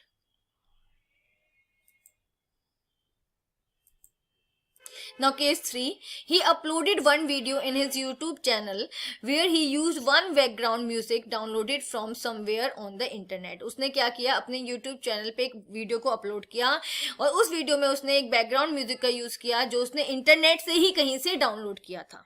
Fine. In case 3 he may be violating, इस केस में वो क्या वायलेट कर रहा है, इंटेलेक्चुअल प्रॉपर्टी राइट, प्लेजरिज्म और आपका ऑप्शन है कॉपीराइट। तो यहाँ पे जो वो म्यूजिक यूज कर रहा है वो किसी का कॉपीराइटेड म्यूजिक हो सकता है, राइट। किसी ने उस पर कॉपीराइट, क्योंकि इंटरनेट पे जितनी भी इंफॉर्मेशन होती है वो किसी ना किसी ने क्रिएट की होती है, तो मोस्टली वो कॉपीराइटेड ही होती है। फाइन। तो यहाँ पे वो क्या वायलेशन कर रहा है, वो कॉपीराइट का वायलेशन कर रहा है। Fine. Now case 4. He registered himself in one website by giving his email ID and phone number. उसने एक वेबसाइट पे रजिस्टर किया, ठीक है, अपना ईमेल आईडी देके फोन नंबर देके। But later his friend told him about the concept of digital footprint. लेकिन बाद में उसके फ्रेंड ने उसे डिजिटल फुटप्रिंट का कॉन्सेप्ट बताया कि अगर आप कोई भी एक्टिविटी करते हो तो वो रिकॉर्ड होती है। Fine. He is now thinking about cancelling the registration so that his personal information can be deleted from the website। अब वो क्या चाहता है कि जो भी उसने रजिस्ट्रेशन किया वो कैंसिल हो जाए, ओके, जिससे कि उसकी पर्सनल इंफॉर्मेशन उस वेबसाइट से डिलीट हो जाए, right. In case 4 which one is correct, अब आपको बताना है केस 4 में क्या करेक्ट है। Option, his data will be deleted for ever after cancelling the registration. अगर वो रजिस्ट्रेशन कैंसिल कर देता है तो उसका डेटा डिलीट हो जाएगा, no. His data will be deleted after 30 days since it is a digital footprint। उसका डेटा 30 days के बाद क्या हो जाएगा, डिलीट हो जाएगा, क्योंकि वो डिजिटल फुटप्रिंट है। No, this is not the case, this is not the fact actually। his data will never be deleted since it became the digital footprint। अब उसका डेटा डिलीट नहीं होगा क्योंकि वो अब क्या बन चुका है, डिजिटल फुटप्रिंट। तो आपका ऑप्शन सी क्या है, करेक्ट है। Okay fine. अब नेक्स्ट क्या है, as per the terms and condition of that website data will be deleted. ऐसा कुछ नहीं होता कि ऐसी कोई टर्म एंड कंडीशन वेबसाइट नहीं करती है कि जिसमें डेटा डिलीट होगा या नहीं होगा। It's up to the website कि वो आपका डेटा डिलीट करे या ना करे। Fine, okay. Miss Manu is a young girl. Manu क्या है, एक यंग गर्ल है who is on internet and social media, जो इंटरनेट को यूज करती है, सोशल मीडिया को यूज करती है। We need to help her to understand the netiquettes to be followed. अब हमें क्या करना है, उसकी हेल्प करनी है जिससे कि वो नेटिकेट्स को फॉलो कर सके। Answer the following regarding this, आपको कुछ क्वेश्चंस के आंसर देने, okay. Well creating a password for her mail which of the following is need to be strictly prohibited. जब वो अपनी मेल का पासवर्ड क्रिएट करिए तो उसे कौन सी चीजों को प्रोहिबिट करना चाहिए, मतलब कौन सी चीजों को उसको नहीं करना है। तो फर्स्ट क्या है, using names and date of birth in the password. कभी भी अपने पासवर्ड में अपना नेम या अपनी डेट ऑफ बर्थ को यूज नहीं करना चाहिए, क्योंकि मोस्ट ऑफ द लोगों को ये पता होता है, आपके फ्रेंड्स को कि आपका नेम क्या है और आपका डेट ऑफ बर्थ क्या है, जिससे वो इसको इजिली एक्सेस कर सकते हैं। फाइन। तो जो आपका फर्स्ट जो चीज आपको नहीं करनी है वो है ऑप्शन ए। सेकंड क्या, using mixture of capital letters, number and special characters. Yes, आप कैपिटल लेटर्स, नंबर्स और स्पेशल कैरेक्टर्स को मिक्स करके करोगे तो वो पासवर्ड क्या होगा, स्ट्रॉन्ग होगा.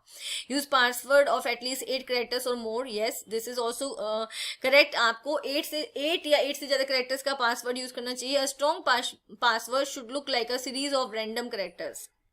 ओके, एक स्ट्रॉन्ग पासवर्ड है वो एक रैंडम कैरेक्टर्स की सीरीज होनी चाहिए. फाइन, तो ये तीनों तो करेक्ट है, बी, सी और डी तो करेक्ट है. ए ऑप्शन है जो इसको प्रोहिबिट करना चाहिए.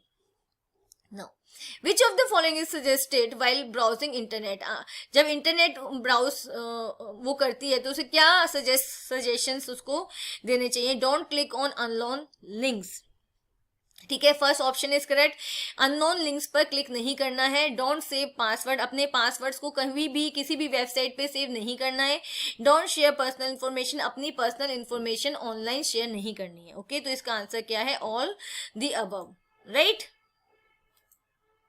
Now, which of the following can be called as cyber crime? इनमें से किसको आप साइबर क्राइम बोलोगे? स्टीलिंग समवंस कंप्यूटर, किसी का कंप्यूटर स्टील कर लेना. ओके, वो तो क्राइम ही है. Right.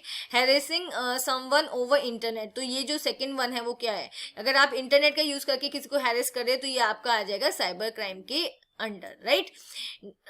Okay, downloading copyright free movies over internet. Copyright free movies को आप डाउनलोड कर सकते हो क्योंकि उसमें कॉपीराइट नहीं है. सेंडिंग मेल, आप मेल्स भी सेंड कर सकते हो. तो आपका जो ऑप्शन बी है, अगर आप इंटरनेट का यूज करके किसी को हैरेस कर रहे हो तो वो क्या है? Cyber crime. Fine. To avoid digital footprint she should keep track of. अगर वो डिजिटल फुटप्रिंट अवॉइड करना चाहती है तो उसको क्या करना चाहिए? किसका ट्रैक रखना चाहिए? साइट्स यू विजिट, कौन सी साइट को विजिट करी है. लिंक्स यू क्लिक, कौन सी लिंक क्लिक करी है. Browser history. Okay, browser history का उसको पूरा का पूरा क्या करना चाहिए कि जो डेटा वो ब्राउज करी है वो किस टाइप का डेटा ब्राउज करी है. ओके, तो all of the above. Fine. Now 5 marks questions. In a school, 5 students are doing different projects. एक स्कूल में 5 बच्चे अलग अलग प्रोजेक्ट कर रहे हैं. Anil has done the project simply by copying someone's work and submitted as his own work. Anil ने क्या किया? किसी और का एज इट इज प्रोजेक्ट उठाया, कॉपी किया और उसको अपने नाम से सबमिट कर दिया. Kumar did all his work by using his own ideas and created new concept. Kumar ने खुद का आइडियाज को यूज किया और खुद का कॉन्सेप्ट यूज करके प्रोजेक्ट बनाया. While doing his work Ravi use someone's copyrighted material without their permission. Ravi ने क्या किया? किसी और का कॉपीराइट मटेरियल लिया और उसको यूज कर लिया. Tarun has invented a new concept and applied for rights to the government. Okay, Tarun ने क्या किया? अपना न्यू कॉन्सेप्ट यूज किया. Okay, and applied for the rights to the government, और कंप्लीटली उसको अप्लाई कर दिया गवर्नमेंट राइट्स के लिए. Okay, Ramesh has designed a new logo for his organisation. Ramesh ने न्यू लोगो डिजाइन किया अपने ऑर्गेनाइजेशन के लिए. फाइन. अब आपका क्वेश्चन नंबर 1 है, What type of rights Kumar gets automatically. Kumar को कौन से राइट्स ऑटोमेटिकली मिल गई? यहाँ पे कुमार ने क्या किया? अपने खुद के आइडिया से अपना प्रोजेक्ट क्रिएट किया है. फाइन, तो कुमार को क्या मिल जाएगा? कॉपीराइट मिल जाएगा. फाइन, तो ऑप्शन बी. राइट, कुमार ने खुद का प्रोजेक्ट बनाया है खुद के आइडियाज को यूज करके, तो उसे कौन सा राइट मिल गया? Copyright. No, what type of offence Anil did. Anil ने कौन सा ऑफेंस किया है? ठीक है, अनिल ने क्या किया है? has done the project simply by copying someone's work and submitted. किसी और का project as it is copy करके उसको अपने नाम से सबमिट करा दिया, तो उसने क्या किया? यहाँ पे प्लेजरिज्म किया है. फाइन, यहाँ पे ऑप्शन सी. फाइन, तो कौन सा ऑफेंस किया? उसने प्लेजरिज्म किया है, किसी और की इंफॉर्मेशन को स्टील करके अपने नाम से रिप्रेजेंट किया है. फाइन, तो इसको हम क्या बोलते हैं? Plagiarism. Okay, now what type of offence Ravi did. Ravi ने क्या ऑफेंस किया है? रवि ने क्या किया है? Ravi use someone's copyrighted material without their permission. Ravi ने किसी और का कॉपीराइट मटेरियल यूज किया उनकी परमिशन के बगैर, तो यहाँ पे क्या हो गया? Copyright infringement. कौन सा ऑफेंस किया है? Copyright infringement. ओके, नेक्स्ट क्या है? Which type of rights Tarun will get from government. Tarun ने क्या किया? He invented a new concept. खुद का कॉन्सेप्ट इन्वेंट किया और उसे गवर्नमेंट राइट लेने के लिए उसको अप्लाइड कर दिया, मतलब अप्लाई कर दिया. फाइन, गवर्नमेंट राइट देने के लिए. तो यहाँ पे कौन सा राइट मिलेगा तरुण को? यहाँ पे मिलेगा पेटेंट, क्योंकि उसने एक इन्वेंशन की है और इन्वेंशन के लिए कौन सा राइट मिलता है? पेटेंट मिलता है. Fine. What type of work Ramesh did for his organisation. Ramesh ने क्या किया है, he has designed a new logo for his organisation. अपनी ऑर्गेनाइजेशन के लिए एक लोगो डिजाइन किया है. तो यहाँ पे उसने क्या क्रिएट किया है, उसने ट्रेडमार्क क्रिएट किया है अपने ऑर्गेनाइजेशन के लिए. तो यहाँ पे आपका आंसर क्या है, trademark. Fine. Okay. Next question, miss Anu has invented a software. Anu ने क्या किया, एक सॉफ्टवेयर को इन्वेंट किया है to help blind people to read the books, जिसकी हेल्प से ब्लाइंड पीपल क्या कर सकते हैं, बुक को रीड कर सकते हैं. But she is unaware of how to acquire ownership on that product. But उसे नहीं पता है कि इस प्रोडक्ट पे ओनरशिप कैसे मिलेगी. Answer the following to help her understand the basics of intellectual property rights. तो हमें क्या करना है, कुछ क्वेश्चंस के आंसर देने हैं जिससे हेल्प हो सके अनु को क्या समझने में, इंटेलेक्चुअल प्रॉपर्टी राइट्स समझने में. Okay. Now, first statement, a person who is authorized keep or transfer rights to use, distribute the software is known as. वो पर्सन जिसके पास क्या है, अथोराइजेशन है, एक कंप्लीट उसके पास पावर है, ओके, उसके पास राइट्स हैं किसको यूज करने के लिए, उस सॉफ्टवेयर को यूज करने के लिए, उस या फिर डिस्ट्रीब्यूट करने के लिए, उसको हम क्या बोलेंगे, उसे हम बोलेंगे कॉपीराइट होल्डर. क्योंकि यहाँ पे उसके पास कंप्लीट कॉपीराइट है. राइट, कॉपीराइट है मतलब सिर्फ वही उस सॉफ्टवेयर की कॉपी कर सकती है और उसको डिस्ट्रीब्यूट कर सकती है. Fine. Okay. Now next, dash gives you right to exclude others from making, selling, using or importing a particular product or service. अब यहाँ पे जो प्रोडक्ट है वो क्या है, एक इन्वेंशन है. राइट. तो जो इन्वेंशन के लिए राइट मिलता है वो क्या होता है, वो होता है पेटेंट. राइट. यहाँ पे उसे क्या कौन सा राइट मिलेगा, पेटेंट राइट मिलेगा, जिससे क्या होगा, दूसरे लोग ना तो उसको बना सकते हैं, ना ही उसको बेच सकते हैं, ना ही उसको यूज कर सकते हैं, ना ही उसको इंपोर्ट कर सकते हैं. राइट. तो यहाँ पे कौन सा राइट मिलेगा, पेटेंट राइट मिलेगा. Fine. A symbol, word, phrase, sound, color and design that is used to identify a product or an organization is. किसी भी प्रोडक्ट को आइडेंटिफाई करने के लिए जो सिंबल यूज किया जाता है या ऑर्गेनाइजेशन के लिए जो पर्टिकुलर लोगो होता है या डिजाइन होता है, उसको हम क्या बोलते हैं, उसे हम बोलते हैं ट्रेडमार्क. कि ये पर्टिकुलर प्रोडक्ट का ट्रेडमार्क है या पर्टिकुलर कंपनी का ट्रेडमार्क है. फाइन. जो उसको रिप्रेजेंट करता है. Fine. If Anu decides that her software should be available for free and the code to be open for all, it is called as. अगर अनु डिसाइड करती है कि जो उसका सॉफ्टवेयर है वो सबके लिए फ्री हो और उसका जो कोड है वो भी क्या हो, ओपन हो, any one can use that code, any one can modify that code, तो उसे आप क्या बोलोगे, तो उसे हम कहेंगे free and open software. Fine. Free and open source software क्या होते हैं, जो फ्रीली अवेलेबल होते हैं और जिनका सोर्स कोड भी अवेलेबल होता है. Right. Now next, FLOSS stand for, FLOSS की यहाँ पे फुल फॉर्म क्या है, FLOSS stand for free libre open source software. This the option B, free libre open source software. Fine. Okay, now Miss Anu who was browsing through a computer and was hacked. अनु क्या करी थी, computer पे कुछ browse करी थी लेकिन वो hack हो गई. ठीक है. Now she is investigating what might have happened. Now अब वो क्या करिए, इन्वेस्टिगेट करिए क्या हुआ है. Answer the following to give her better understanding. तो यहाँ पे आपको कुछ क्वेश्चंस के आंसर देने हैं जिससे वो समझ सके. Which of the following statements are true. आपको बताना है कौन सी स्टेटमेंट ट्रू है. Fine. Digital footprint is created due to sending emails, posting on social media. Digital footprint create होते हैं जब आप मेल सेंड करते हो या सोशल मीडिया पे कुछ पोस्ट करते हो. Now second statement, digital footprint is the one which follow your physical action. Digital footprint आपके फिजिकल एक्शन को फॉलो करते हैं, आप जो भी फिजिकल काम करते हो उसको फॉलो करते हैं. Digital footprints last for ever. Digital footprints हमेशा रहते हैं. राइट. वो डिलीट नहीं होते हैं. तो यहाँ पे क्या है, जो हमारा स्टेटमेंट फर्स्ट और स्टेटमेंट थर्ड क्या है, करेक्ट है. सेकंड करेक्ट नहीं है. आप मतलब डिजिटल फुटप्रिंट आपकी सारी फिजिकल एक्टिविटीज को क्या फॉलो नहीं कर सकते. राइट. ओनली जो आप ऑनलाइन एक्टिविटीज कर रहे हो सिर्फ उनको ही वो क्या करते हैं, फॉलो करते हैं, उनको रिकॉर्ड करते हैं. तो यहाँ पे आपका जो ऑप्शन ट्रू है वो है B. Statement first and third are true. Okay. Now which of the following is true. अब आपको बताएं इनमें से कौन सा ट्रू है. Okay. First, hacking is compromising security on digital devices. Hacking क्या है, आपकी सिक्योरिटी के साथ कॉम्प्रोमाइज है डिजिटल डिवाइस पे, मतलब आपकी सिक्योरिटी कॉम्प्रोमाइज हो जाती है, चली जाती है। ओके, अगर आपके डिजिटल डिवाइस क्या हो जाते हैं, हैक हो जाते हैं। फाइन।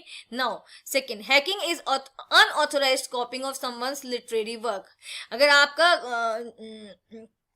क्या है, आपके लिटरेरी वर्क को कोई क्या कर रहा है, कॉपी कर रहा है, राइट तो वो भी क्या है, अनऑथोराइज्ड कॉपी कर रहा है, बिना आपकी परमिशन के, बिना आपके ऑथोराइजेशन की कॉपी कर रहा है, तो वो क्या है, hacking, right. Browser hijack is one type of hacking. जहां पे आपका ब्राउजर कंप्लीटली हाईजैक हो जाता है, वो भी क्या है, हैकिंग है। Okay, no hacking involve stealing password and other digital information. Hacking में क्या इन्वॉल्व करता है, आपके पासवर्ड को स्टील कर लेना, आपकी दूसरी डिजिटल इन्फॉर्मेशन को हैक कर लेना। तो यहाँ पे हमारा ऑप्शन 1, 2, 3 एंड 4 चारों के चारों करेक्ट है, ठीक है। हैकिंग क्या है, आपकी सिक्योरिटी कंप्रोमाइज हो रही है। अगर आप किसी का लिटरेरी वर्क क्या कर रहे हो, उसके बिना परमिशन के, बिना ऑथोराइजेशन के हैक कर रहे हो, वो भी क्या है, हैकिंग है। आपका ब्राउजर अगर हैक हो रहा है, हाईजैक हो रहा है, वो भी हैकिंग है। आपका पासवर्ड और डिजिटल इन्फॉर्मेशन स्टील हो रही है with the help of hacking, तो वो हैकिंग में ये भी इन्वॉल्व होता है, ठीक है। तो आपका स्टेटमेंट डी करेक्ट है। Statement first, second and okay, D में क्या है, एंड फोर्थ, तो browser hijacks in one type of hacking, wait. Okay, तो यहाँ पे हमारा स्टेटमेंट 1 करेक्ट है, 2 करेक्ट है एंड आपका स्टेटमेंट 4 करेक्ट है। थर्ड स्टेटमेंट में क्या है, browser hijack is one type of hacking. जहाँ पे आपके ब्राउजर को हैक किया जा रहा है, हाँ, तो यहाँ पे ब्राउजर को क्या मतलब मीन्स कंप्लीट ब्राउजर तो हैक नहीं होगा, बट ये है कि किसी भी वेबसाइट की हेल्प से आपके सिस्टम को हैक किया जा सकता है। फाइन, तो यहाँ पे हमारा statement 1, second and fourth are correct. Fine, तो ऑप्शन डी आपका क्या है, ट्रू।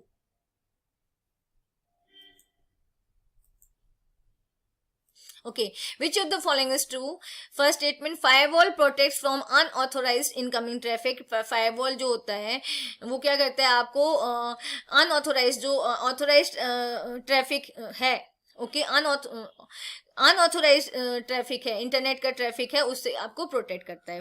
फायरवॉल क्या, एक प्रोटेक्शन सिस्टम है जो आपको क्या करता है, सिर्फ उन्हीं साइट्स को आप तक आने देता है जो क्या होती हैं, ऑथोराइज होती हैं, लेजिटिमेट होती हैं, राइट, लीगल होती हैं। तो स्टेटमेंट 1 आपका क्या है, करेक्ट है। Now second, firewall can be implemented as both software and hardware. Firewall को हम एज अ सॉफ्टवेयर भी यूज कर सकते हैं और हार्डवेयर भी यूज कर सकते हैं। तो आपका स्टेटमेंट 2 भी करेक्ट है।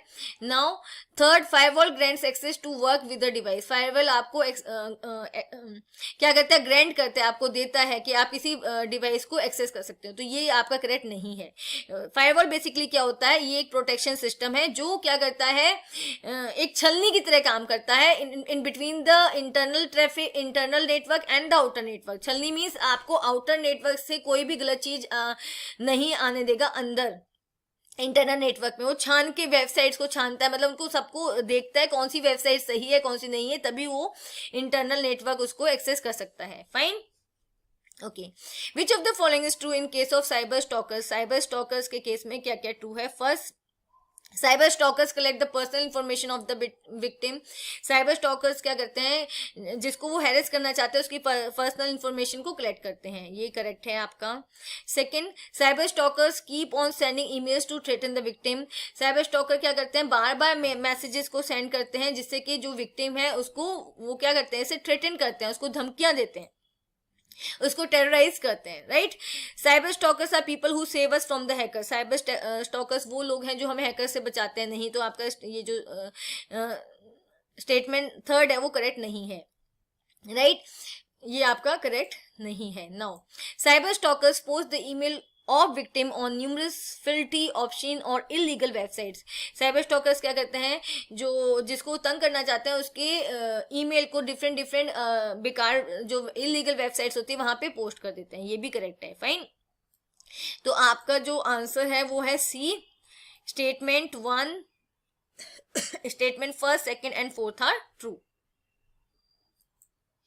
Now, which of the following is true in case of child pornography? Child pornography में क्या correct है? Statement 1, images or movies or text that depict sexual activity of anyone under 18 years of age is child pornography. अगर ऐसी कोई image है, ऐसा कुछ text है जो under 18 किसी भी बच्चे का कुछ दिखाता है, तो वो क्या आता है? Child pornography के अंडर आता है. This statement is correct.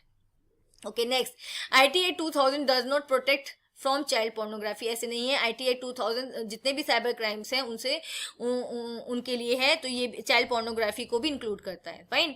IT Act section 67 is amended that browsing sites of child pornography is also an offence. तो IT Act का जो सेक्शन 67 है वो क्या स्टेट करता है, वो क्या कहता है कि अगर आप ऐसी कोई साइट्स भी विजिट कर रहे हो जिसके थ्रू चाइल्ड पोर्नोग्राफी को बढ़ावा मिलता है, तो ये भी क्या है? एक ऑफेंस है. तो आपका स्टेटमेंट जो 3 है वो भी ट्रू है.